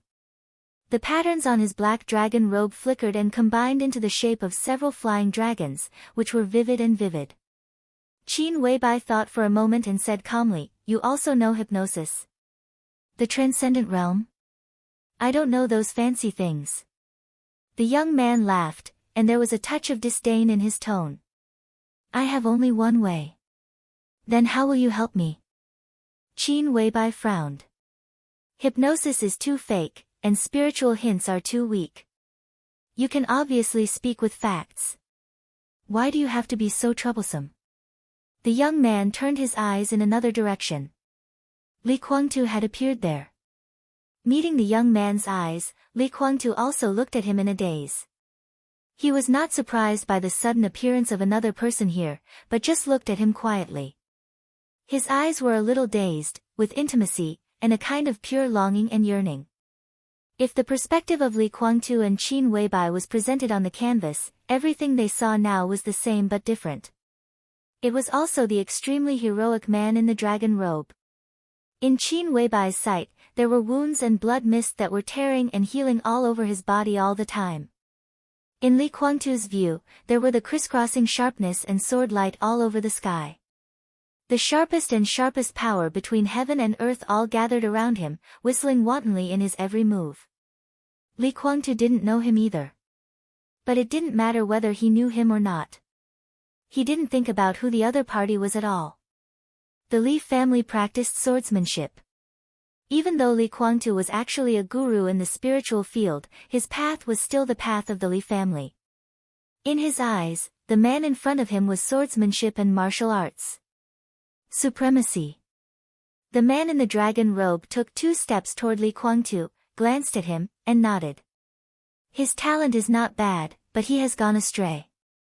How many people in the world were qualified to evaluate Li Kuangtu's path? But hearing this, Li Kuangtu was in a daze and didn't refute at all. The man continued to speak, "Do you believe me?" Li Kuangtu's whole body shook. Almost without any hesitation, he nodded in a low posture that he didn't even realize.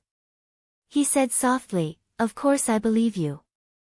Li Kuangtu had practiced swordsmanship and martial arts all his life. If he didn't believe in swordsmanship or martial arts, it was impossible for him to have such achievements. Faced with this question, he couldn't say that he didn't believe him. The man nodded with satisfaction and looked at Qin Weibai. Qin Weibai was also watching him with vigilance in her eyes. She didn't know martial arts, so naturally, she couldn't feel any intimacy. She only saw the blood mist constantly drifting around the man. "Is there anything you can't let go?" he asked suddenly. Qin Weibai shook her head, slightly at a loss. Can't let go. The only thing she couldn't let go of in this life was Li Tianlan. But Li Tianlan had already stood at the top of the world. He was the heavenly son of this era. He was invincible in the world. He ranked first on the divine list, and Emperor Dong's palace also became the most powerful superpower in the world. According to the current momentum, Emperor Dong's palace would become a real dynasty in 5 or 10 years at most. What else couldn't he let go? A smile appeared on the man's face, and he said patiently, "Think about it. If you are her and she is you, then you must have something you can't let go but can't say. After all, the illusion in other people's eyes is real in your hearts. You are her, she is you, can't let go, illusion. Real. Qin Weibai suddenly opened her eyes wide, looking at the black dragon robe in front of her in disbelief, and trembling a little. The man's voice was calm and soothing. Why don't you go and see it with your own eyes? I'm sure your trip will be worthwhile. Qin Weibai vaguely realized what the so-called movie he mentioned at the beginning meant, but she couldn't believe it. The man looked at her, patiently waiting for her answer. Qin Weibai's eyes flickered. After a long time, she hesitated and gently nodded. The man laughed. Then let's go. He raised his arm, and the wide black cuffs suddenly shook. On the majestic and mysterious black dragon robe, countless patterns were constantly flashing. Flying dragons crisscrossed, sword light filled the sky, the sun and the moon crossed the sky, and a vast sword energy broke out directly with the man as the center. In terms of destruction, this sword light did not have any power at all. However, it was incomparably vast and boundless. The soft light in the biological laboratory disappeared completely. The touch of the wall also became nothingness. There was only darkness in front of Qin Weibai and Li Guangtu. There was only darkness. The man in the black dragon robe was gone. Countless times and distances flashed in a hurry in a trance, moving forward or backward. Faintly, some ethereal voices of dialogue sounded in the depths of the darkness. Gu Xingyun died. Do you think it's only Gu Xingyun who died? Your Majesty the Mikado. Kunlun City. Kunlun City, speak. It's Kunlun City.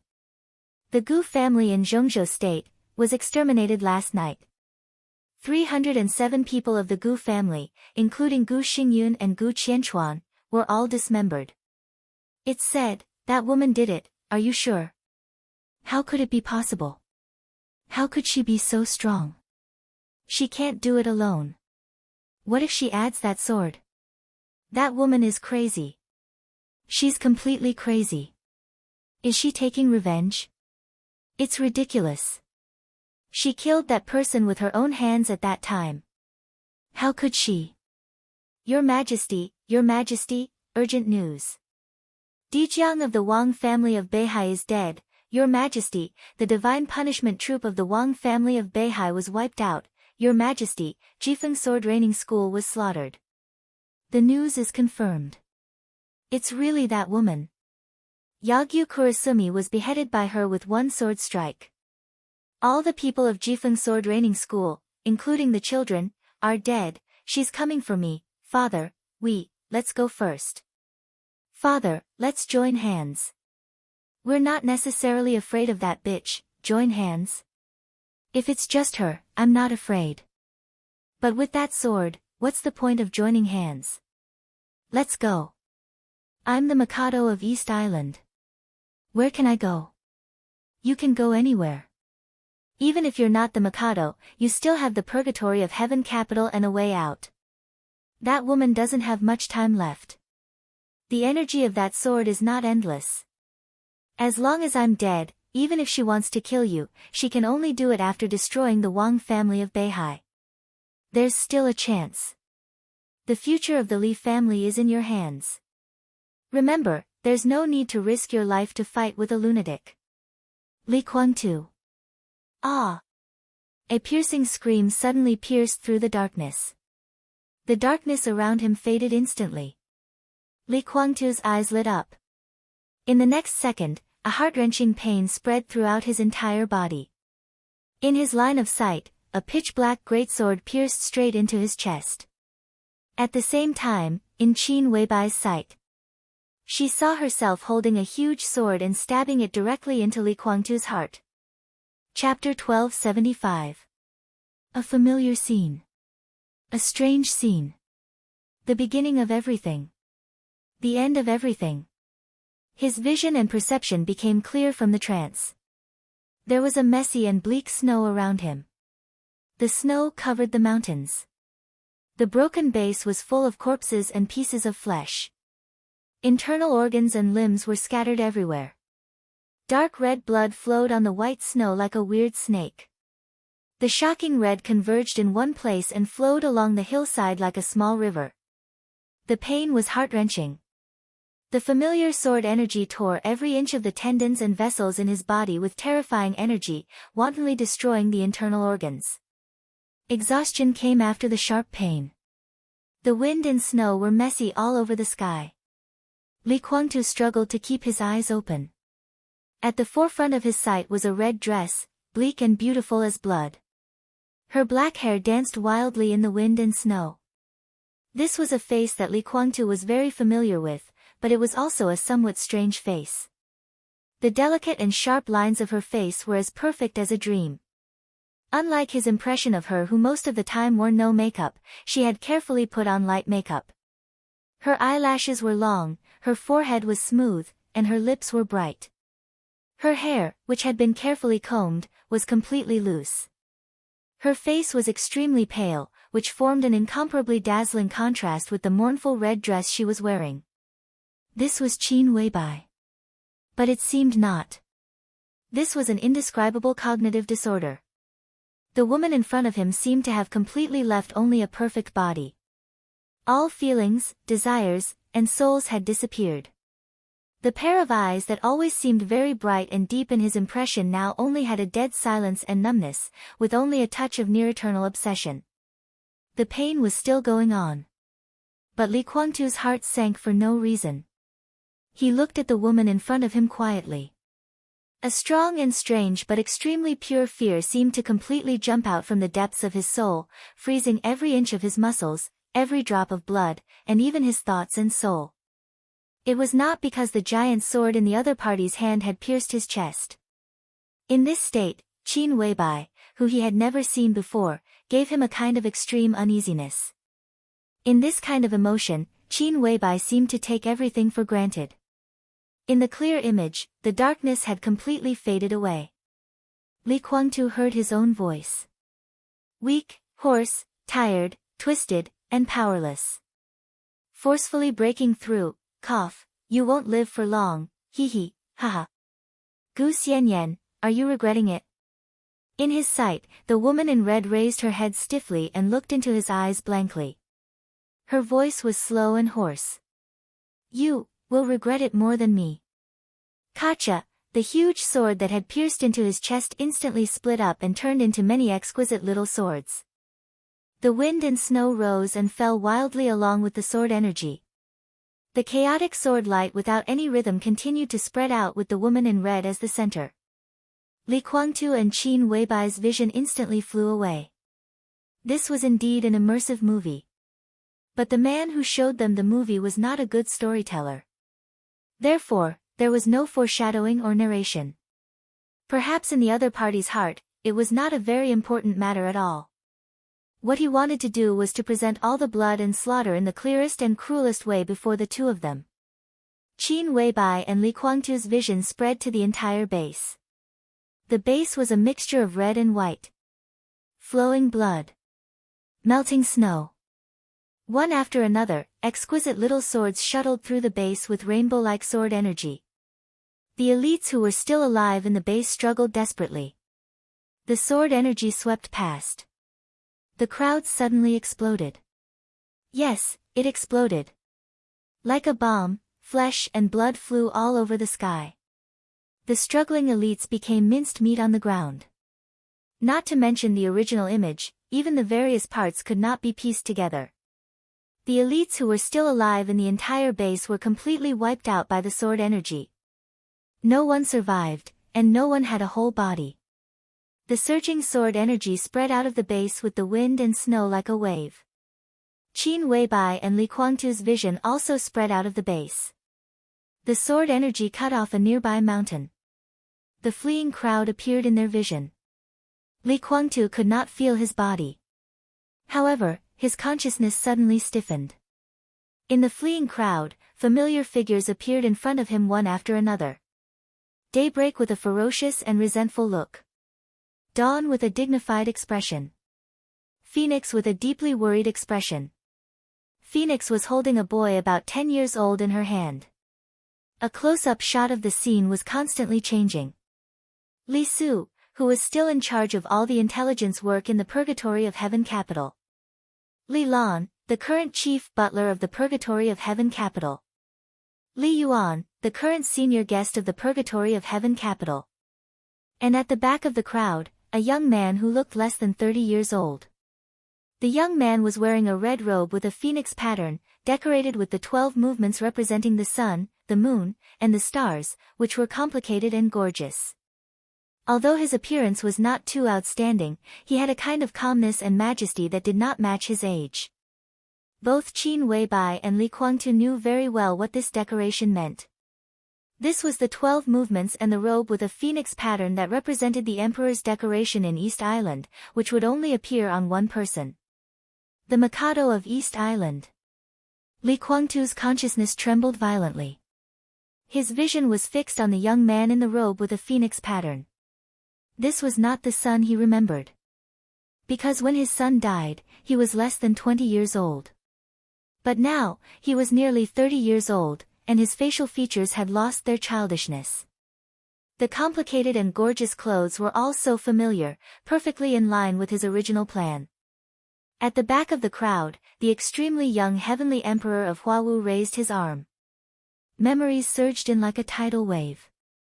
Li Guangtu might still be a little confused. But Qin Weibai's memory was completely awakened. She finally knew where she was. This was another time and space. Everything she was seeing now was something that had happened before, something that she had done with her own hands. This was the Holy Mountain of East Island, a secret base belonging to the royal family. And everything in front of her was the scene when she took ruthless revenge. The child she killed in Ninghu that year. The heavenly emperor of Huawu now. Two memories, different time and space, and the chaotic reality, made her calm mind constantly distorted. She began to recall everything that happened on this day. She recalled what she once said. That day, she failed to kill the heavenly emperor of Huawu after all.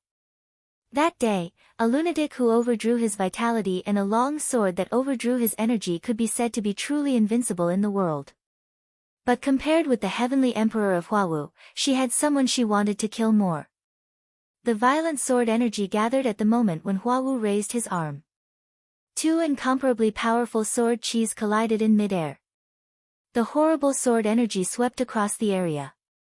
The surrounding snow-capped mountains shook wildly, and the snow was like a landslide, swirling in the air. The heavenly emperor of Huawu, who forcibly blocked the sword, was thrown into the air. Blood splashed. Before his body landed on the ground, a faint white mist began to spread all over his body. The horrible avalanche began to cover everything.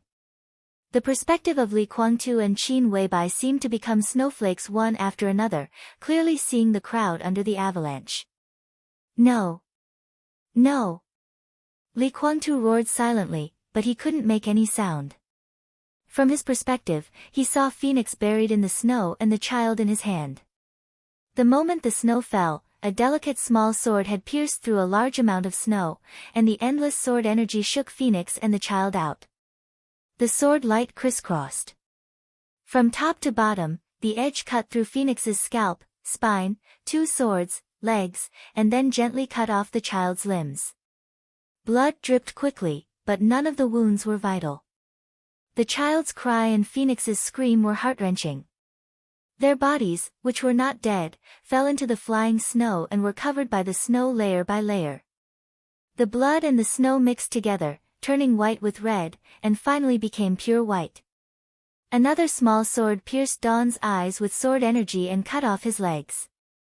Dawn, dragging half of his body, roared and wanted to fight back, but he couldn't even find his opponent. Death spread everywhere in the avalanche. People from the Li family were dying. The extremely precious Li Consortium veterans who had been preserved were tortured in extremely cruel ways until they were half dead. Then, they were all buried in the snow. Among these people, Li Guangtu saw not only a part of the people in the Purgatory of Heaven capital, but also some people in Emperor Dong's palace. But it didn't work.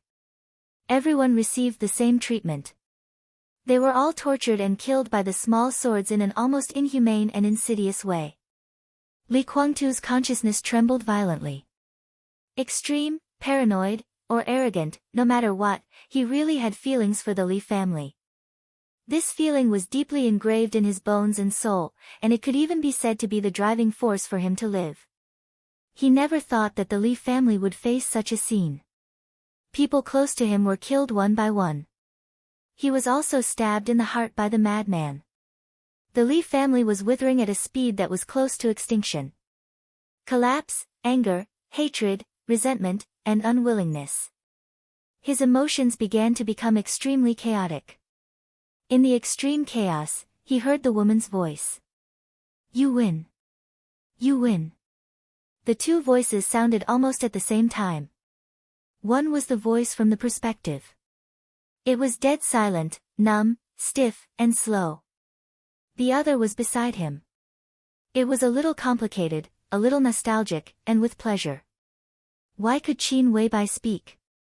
Li Guangtu wanted to turn around, but he couldn't feel his body. There was no one in his perception. Because he was watching a movie.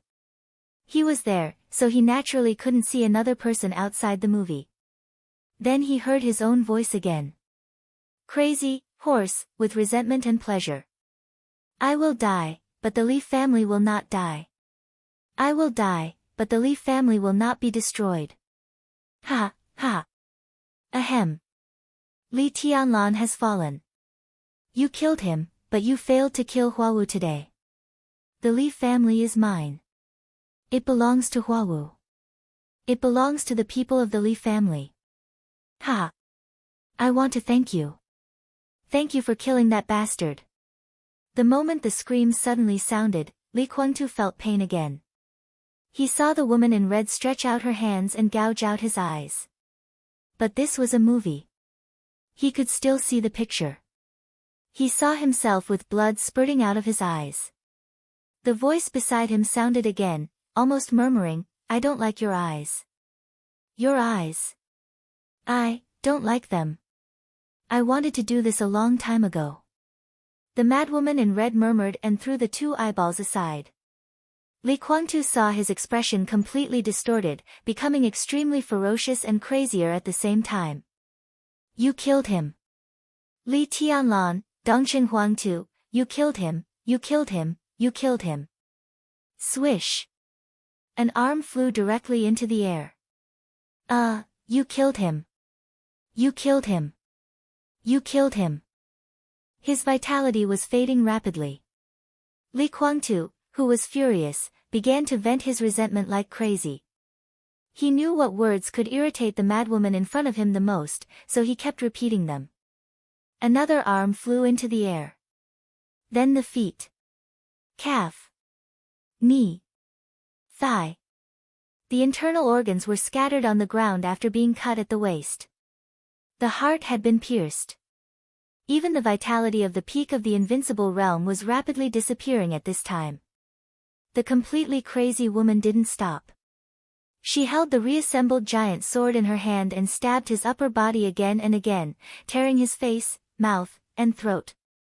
Blood splashed everywhere. Li Guangtu was dead. He was like a machine. It was dismantled into pieces by the woman who had completely gone mad. From the beginning to the end, the woman's expression and eyes didn't change at all. They were numb and dead. It wasn't until Li Guangtu was completely dead that she suddenly laughed while standing in the broken bodies on the ground. The laughter was sharp and hollow, like crying, but also like laughing. She was really crazy. The mountain was covered with snow. The mountain was covered with blood. Li Guangtu's consciousness watched silently. He seemed to have entered the cold winter and the abyss, wrapped in the cold. The bloody and cruel pictures were playing in a loop in silence. The darkness swallowed him again. The voice was still one step ahead of the light. "Where are the children? How could you two lose sight of two children who are only a few years old together?" In the voice with hidden anger, some vague light tore the darkness. Li Guangtu saw a somewhat familiar young face. He was not familiar because he had never spoken to him. He looked familiar because Li Guangtu had been paying attention to him. In today's Zhongzhou state, outside of movies, this young man was not very famous. But in the eyes of real people, he could definitely be said to be one of the most important young people in Zhongzhou State. Lin Yuxian of the Lin clan. Lin Yuxian in the picture was different from Li Guangtu's impression. He seemed to have not left the Lin clan, so compared with Lin Yuxian of Emperor Dong's palace, who was calm and tactful, he was more wanton and casual now. Li Guangtu knew the place in the picture. It should be a 5-star hotel in Huading, one of the few properties of the Lin clan in Huading. He had stayed there for a few days. Li Guangtu didn't understand what it meant. He just quietly watched the movie in front of him. Qin Weibai's mood obviously began to fluctuate violently. Don't worry, young master.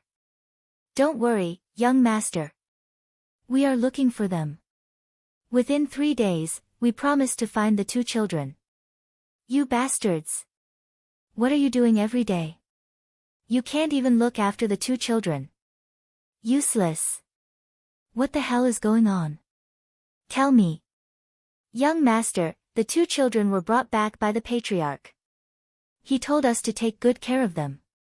He would bring them back to the headquarters after he finished his work. We don't know the origin of the children, but in the morning, a woman suddenly came and said that she wanted to see her children. What kind of woman? I can't describe it. A very beautiful woman, no, a woman who looked perfect. She wore red clothes and carried a sword on her back. Young master, the woman's mental state was very abnormal. She looked like a lunatic. She didn't say a few words, but she had already injured several security guards. Then she rushed in. She was so fast that we couldn't stop her. At that time, the whole hotel was looking for the woman. The situation was too chaotic. The 2 children also ran out at that time. It was the elder sister who pulled the younger brother. Lin Yuxian was silent for a moment. His expression became colder and colder. In the morning. It's night now. The children were lost in the morning. How far can they run? You have been looking for them all day, but you still haven't found them? Go and find them. What are you standing here for? Go and find them. If you can't find them, don't come back. Late at night. In the outer suburbs where the neon lights of Huading could not reach. The garbage dump was full of moonlight. The little figure was rummaging carefully in the garbage dump. The air of the midsummer night was hot with dullness. Under the bright moonlight, it was the figure of a little girl. She looked to be at most 5 or 6 years old. Her body was thin and weak, and her clothes were dirty. Sweat flowed down her face. Her eyes were wide open, and her small hand was holding half a piece of dusty bread. Her action of rummaging through the trash was serious and persistent. The garbage made a slight sound in the process of being rummaged. After a long time, the little girl whispered, squatted down, moved a small half of the watermelon in the garbage dump, and took out a carton of milk that had been mostly drunk. She stretched out her hand and wiped the straw on the milk carton hard. Then she took a small sip carefully. The milk seemed to have been thrown away not long ago, so it did not go bad. The girl held the bread and the milk in her arms. She smiled with some joy. It was very sweet. She raised the hard bread in her hand and took a bite. She held the half carton of milk in her arms and was ready to turn away. Can't you drink the thing in your arms? A somewhat gentle voice sounded. The girl was startled. She really jumped up. She instinctively protected the milk, opened her eyes wide, and looked ahead vigilantly. A middle-aged man who looked to be in his 50s stood there. His body was as stiff as a statue. His clothes were neat, and his temples were gray, but his appearance was elegant. Although he was no longer young, he still exuded a kind of carefree and casual aura. Wave after wave of sword chi spread out in all directions with him as the center, covering the entire junkyard and several dilapidated houses near the junkyard. The sword chi sensed everything. Finally, in a small room, he sensed the baby who was biting his finger. The middle-aged man breathed a sigh of relief, and his whole body seemed to relax all of a sudden. He slowly took a few steps forward and approached the little girl. The little girl held the milk and instinctively retreated, but she seemed to think of something and stopped again. She just opened her eyes and asked, "Are you here to catch me?" She could barely remember things at her age. She knew that many people were now trying to catch her, but during this period of time, the number of people catching her seemed to have decreased. "Someone is catching you." The middle-aged man was stunned. The girl nodded and said softly, "Yes, I was almost caught by them once. I ran to a crowded place. Many uncles and aunties helped me, and the bad guys were scared away." She looked up at him and said, "Where are you going to take me?" Her big eyes were filled with tears, and she was a little desperate. She said with a sobbing tone, "I'll go with you. I'm not here to catch you." The middle-aged man sighed softly and touched the girl's head. "I've been looking for you for almost half a year, and I've finally found you. I'll take you home." Children might not be able to distinguish right from wrong, but they could feel pure kindness and malice. The girl stared at him for a while, and her body slowly relaxed. The man reached out to grab the half carton of milk that the girl was holding tightly. He pulled, but did not move. He was slightly stunned. The girl was a little nervous again. She hesitated and whispered, "Milk. Brother wants to drink it." According to her experience, this small half carton of milk and some bread crumbs on the soft part of the bread were enough for her brother to eat for a day. The middle-aged man, who was used to all kinds of tragedies, suddenly felt a lump in his throat. He forced a smile and said, "It's okay. I've found the best nanny." Although he said that, he did not grab the half carton of milk that represented food in the girl's heart. He squatted down, looked at the girl, and said softly, "Do you remember me?" The girl looked at him blankly and shook her head slightly. "Your aunt asked me to take care of you and your brother. Half a year ago, I put you in a hotel and said that I would take you home in a few days. Do you remember?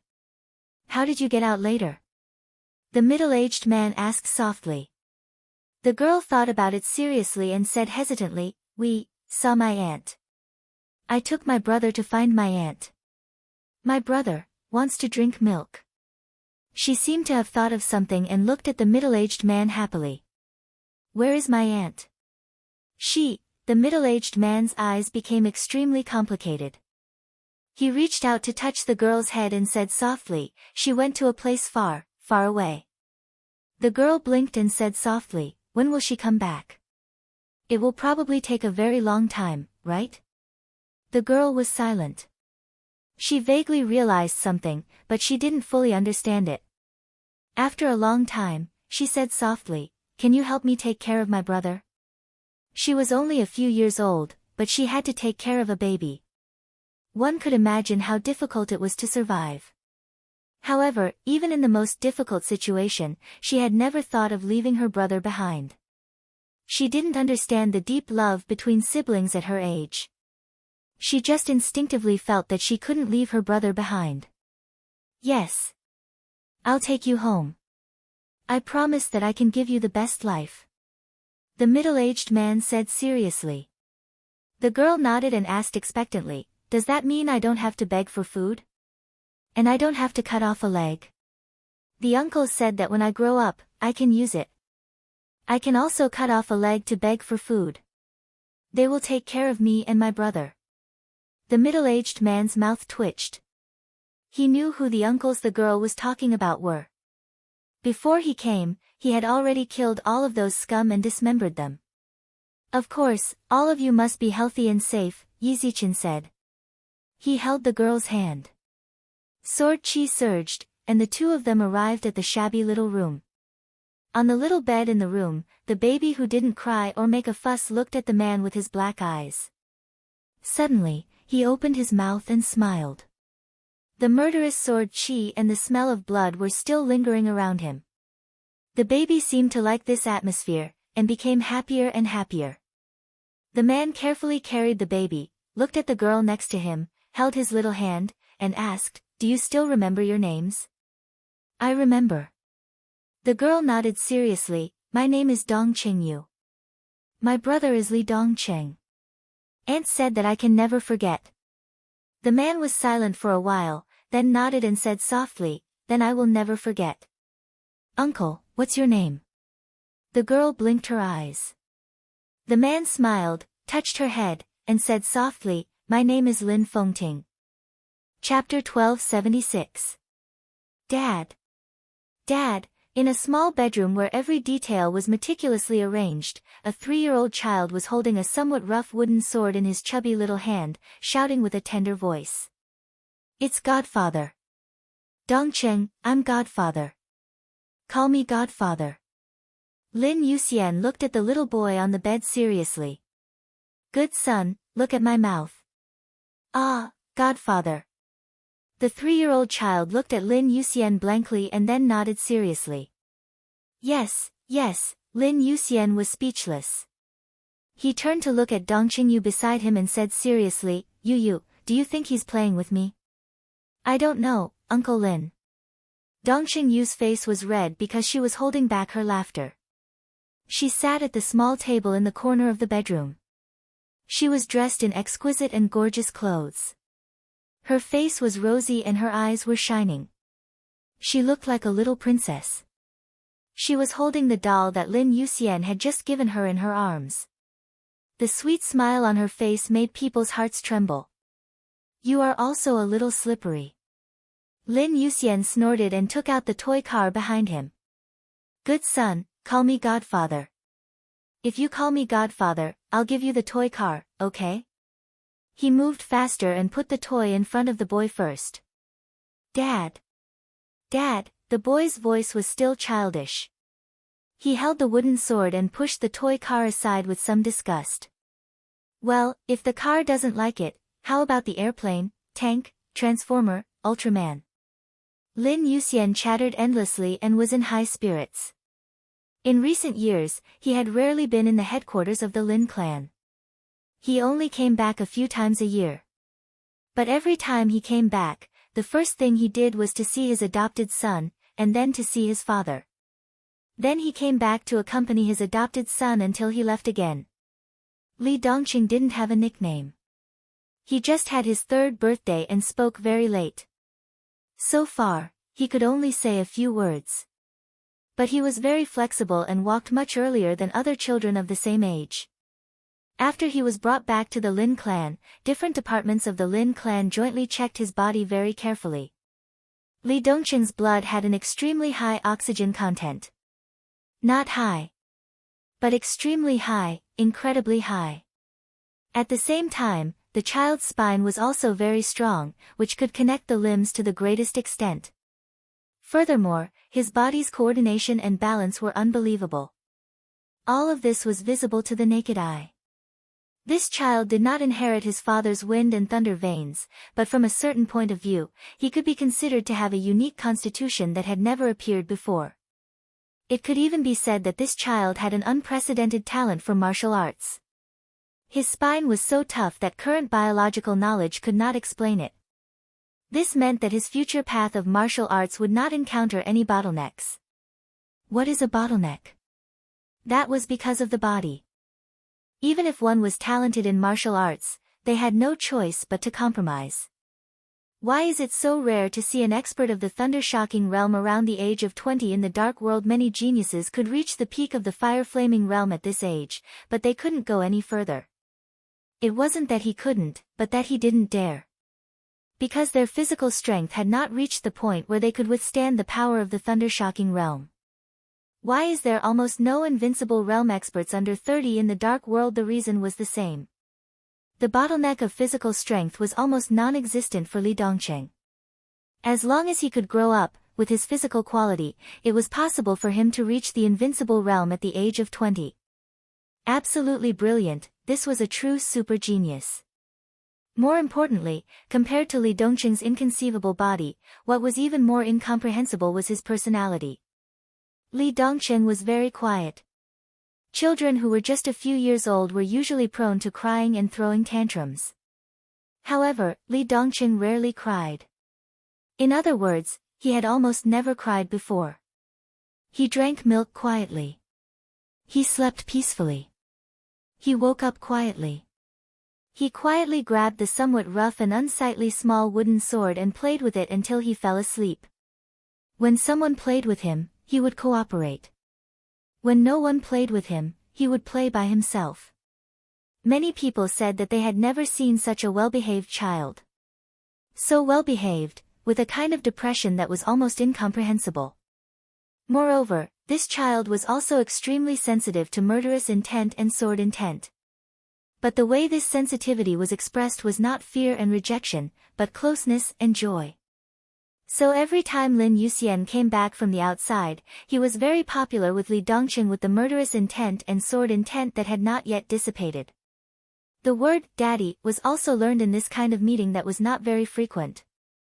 And all of this, whether it was his temperament or his body, seemed to prove that this 3-year-old child was destined to have a brilliant future on the path of martial arts that no one could look directly at.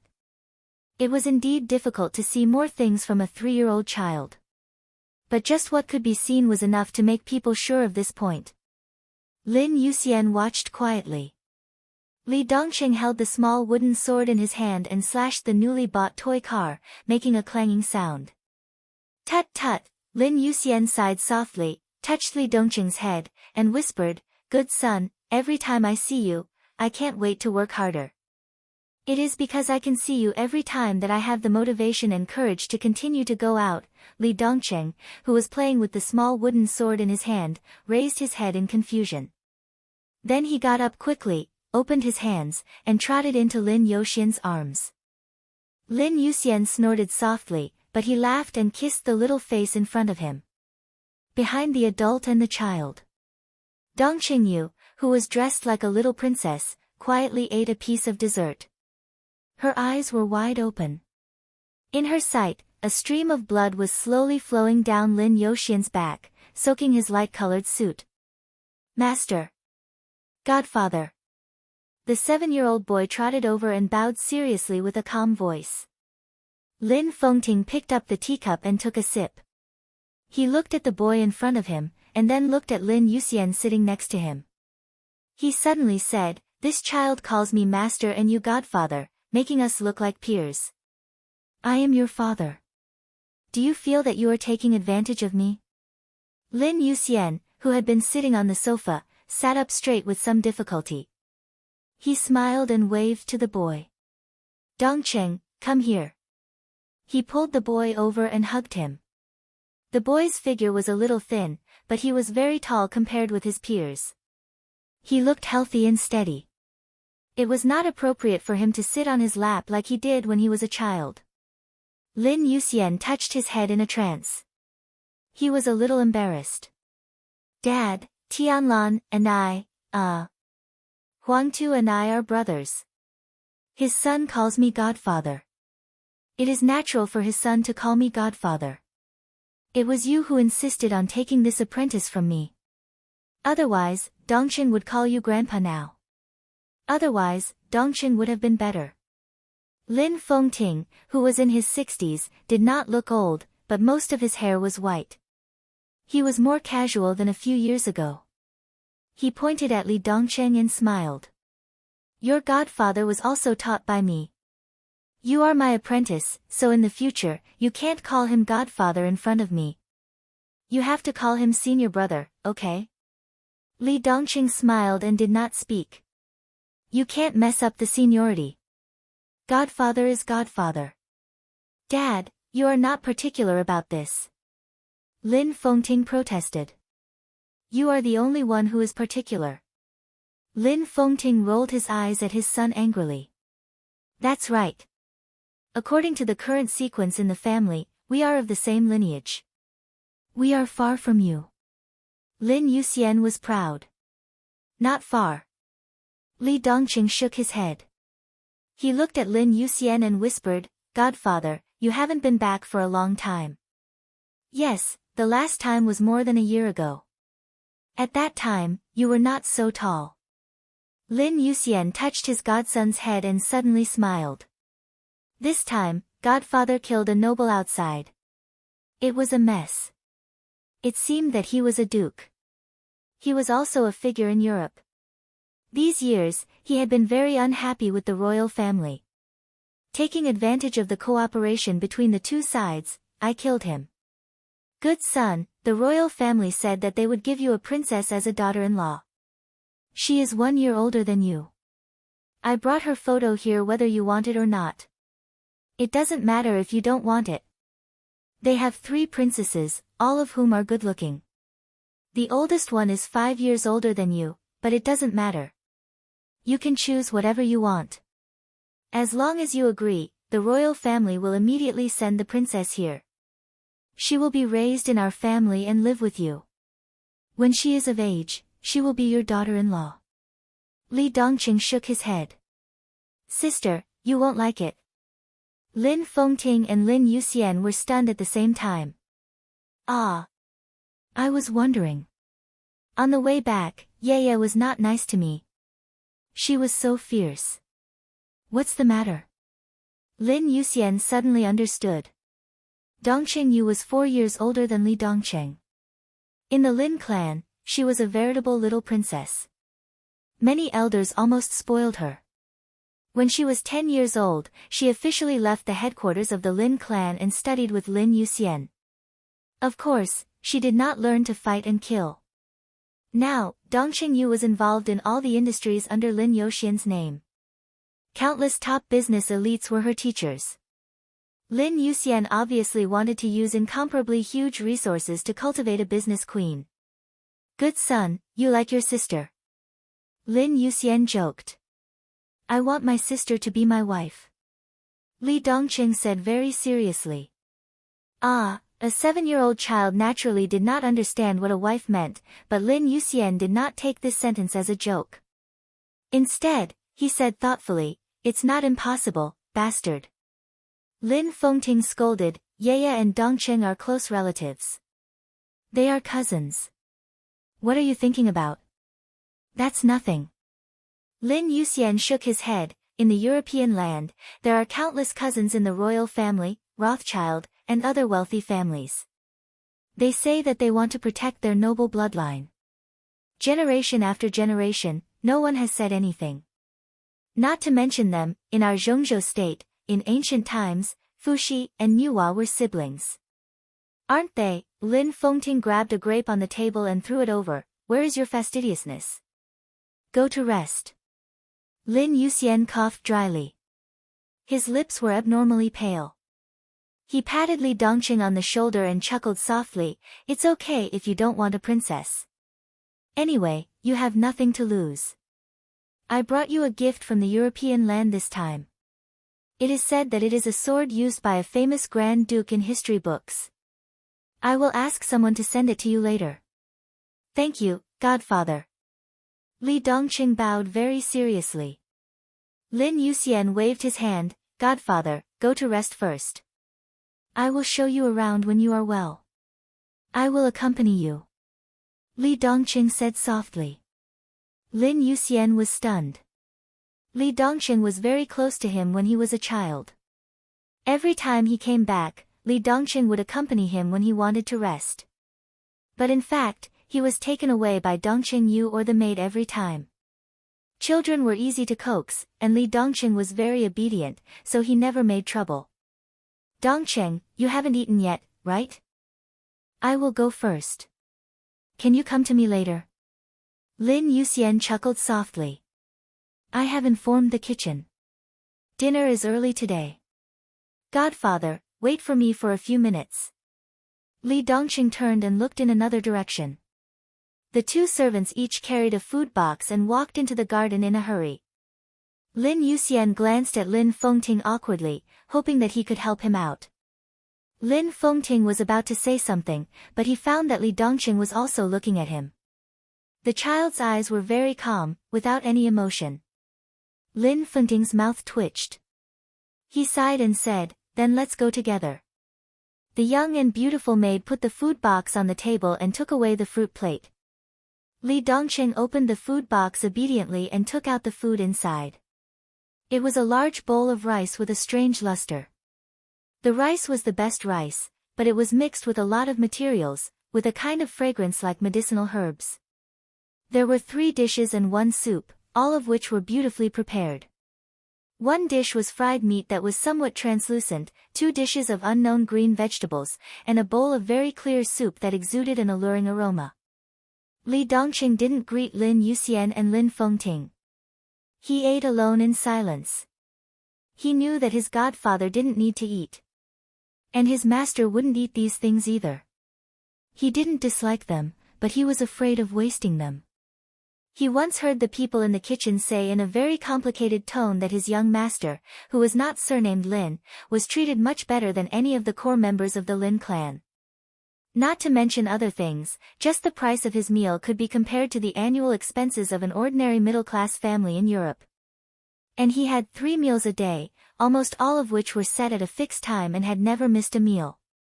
Compared with the money he squandered crazily during his growth, resources were more important. Many of his food could hardly be seen on the market. Many of his things were even things that most people had never heard of. For some of them, the Lin clan had to trade or even rob them. Because of his existence, the Lin clan even specially formed a small army to do nothing else but to find suitable ingredients for his young master all over the world. Every bite of food he ate and even every drop of water he drank were unimaginable resources. The Lin clan had brought him back. In terms of training him, they had spared no expense. After eating these foods, they became the purest form of nutrition, transforming his body at every moment, making his body healthier, stronger, and more perfect. Such a seemingly simple meal, even Lin Fengting would feel that it was a bit extravagant and a waste to eat it. But he ate it every day. Li Dongqing ate seriously. He ate very seriously, as if he was facing a war. Lin Fengting smoked silently. Lin Yuxian, with a pale face, sat in a chair and watched Li Dongqing eat. His eyes were soft and soothing, with an indescribable persistence. After the meal, Lin Yuxian took Li Dongqing's hand and walked to the bedroom where he rested. Dongqing, I'll tell you a secret, okay? Okay. In fact, I'm a weirdo who lives underground. I like quiet very much. Here, this is the password to enter the underground. You can also come up from below. If you don't like it, you can come up by yourself. Do you remember? I'm a heavy sleeper. I'm afraid I can't open the door for you. Okay. The elevator went down slowly. When the elevator door opened again, Li Dongqing saw a very large bedroom that was occupied by countless large equipment and looked extremely crowded. The air was filled with a somewhat pungent smell of disinfectant. 2 medical elites of the Lin clan in white coats had just adjusted the instruments. When they saw Lin Yuxian come in with Li Dongqing, they were slightly stunned and subconsciously said, "Mr. Lin, young master." Lin Yuxian nodded. However, Li Dongqing did not respond. He just looked at everything around him silently. Lin Yuxian thought about it and said softly, "Well, you two work overtime and stay here with Dongqing. Dongqing wants to play here. After I fall asleep, if he wants to go up, you can take him up." His palm was pulled by someone. Lin Yuxian lowered his head and saw Li Dongqing's extremely clear eyes. "Godfather, I remember the password and the way. I won't disturb you. I can go up to eat by myself. Then I'll come down and rest with you." Lin Yuxian hesitated for a moment and said with a smile, "Okay." He waved to the 2 medical elites in front of him.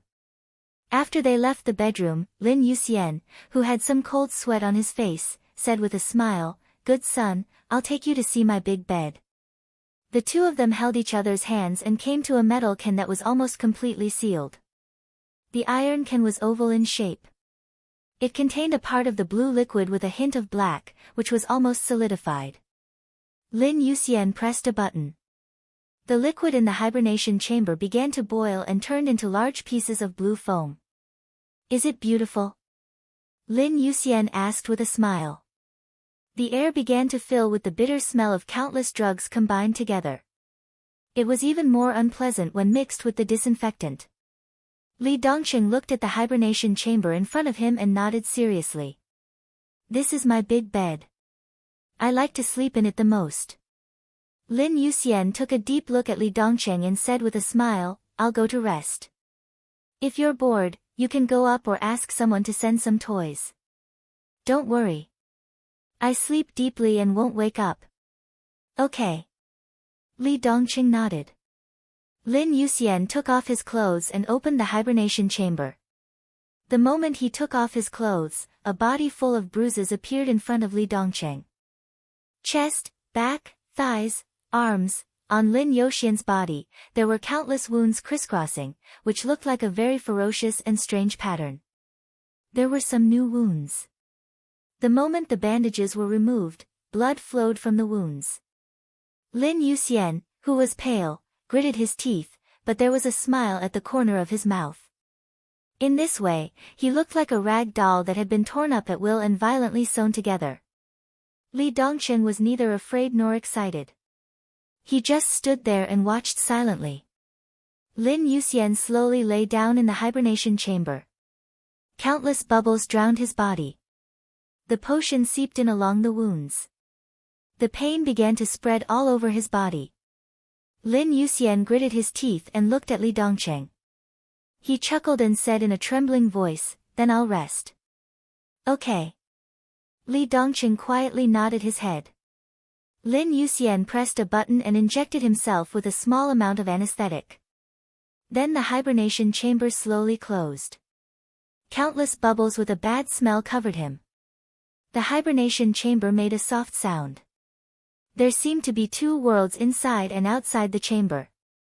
Only a 7-year-old child stood in front of the hibernation chamber and stood silently for a long time. His expression was as calm as ever. But his eyes were quietly red. I promised your mother to give you a chance. In the somewhat dark study, Lin Fengting looked at the boy in front of him with soft eyes. In front of him was a small wooden sword and a few old but well-maintained notebooks. On the other side of these items, there was a jade pendant that was smooth and soft. The 12-year-old boy was already nearly 1.75 meters tall. His body proportions were amazing, and his face was beginning to change from that of a child to that of a teenager. It was as if he had inherited his mother's genes.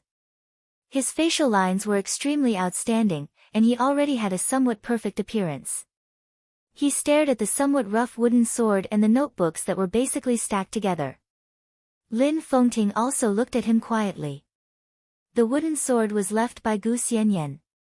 There were 3 in total. One was very small, one was very small, and the last one was the one in front of him. At that time, Gu Xianyan was already in a bad state of mind. She was even a little unconscious, but she still left her son a few toys that she made herself. Although the workmanship was poor, they were Li Dongcheng's favorite when he was a child. Dongcheng, it may be a little early, but I still want to say that it's time to choose your future direction. On the sofa in the corner, Lin Yuxian said softly. Lin Fengting glanced at his son, shook his head, and patted the wooden sword and the notebook. He said softly, your biological parents are very great people. No. In the eyes of the dark world, your father can even be said to be the most great person in hundreds of years. He represents a glorious era that belongs only to him. Although it is very short, it is very brilliant. Here is everything about your parents. Some of it is recorded by me, some by your mother, and some by your father. It is very detailed. It is everything from the beginning to the end of that era. These can be given to you, or you can refuse. Lin Fengting smiled. You are their biological son, but at the same time, Dongcheng, you are also a child of the Lin clan. So, he gently patted the jade pendant beside him. This is the token of the patriarch of the Lin clan. It is also another choice for you. If you choose this jade pendant, I will officially announce that from today on, Li Dongcheng is the heir of the Lin clan. I am old.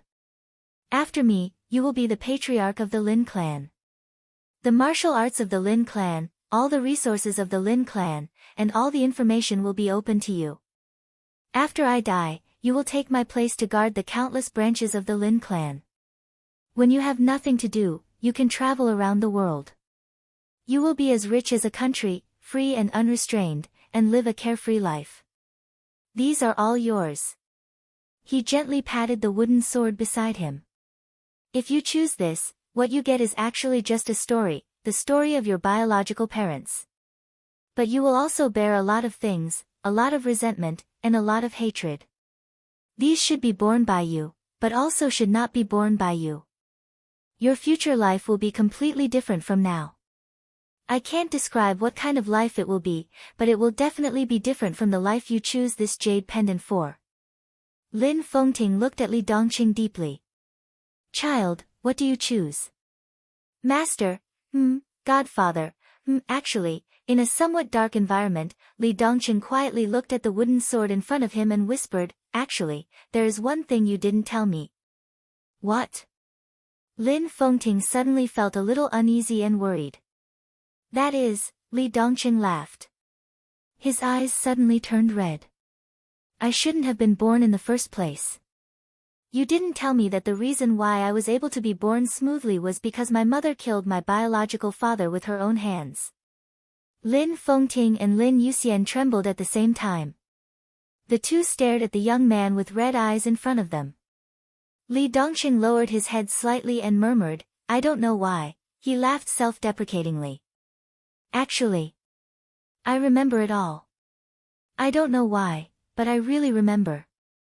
I remember everything when I was a child, and I can feel that my mother seems to have really gone to a very, very far place.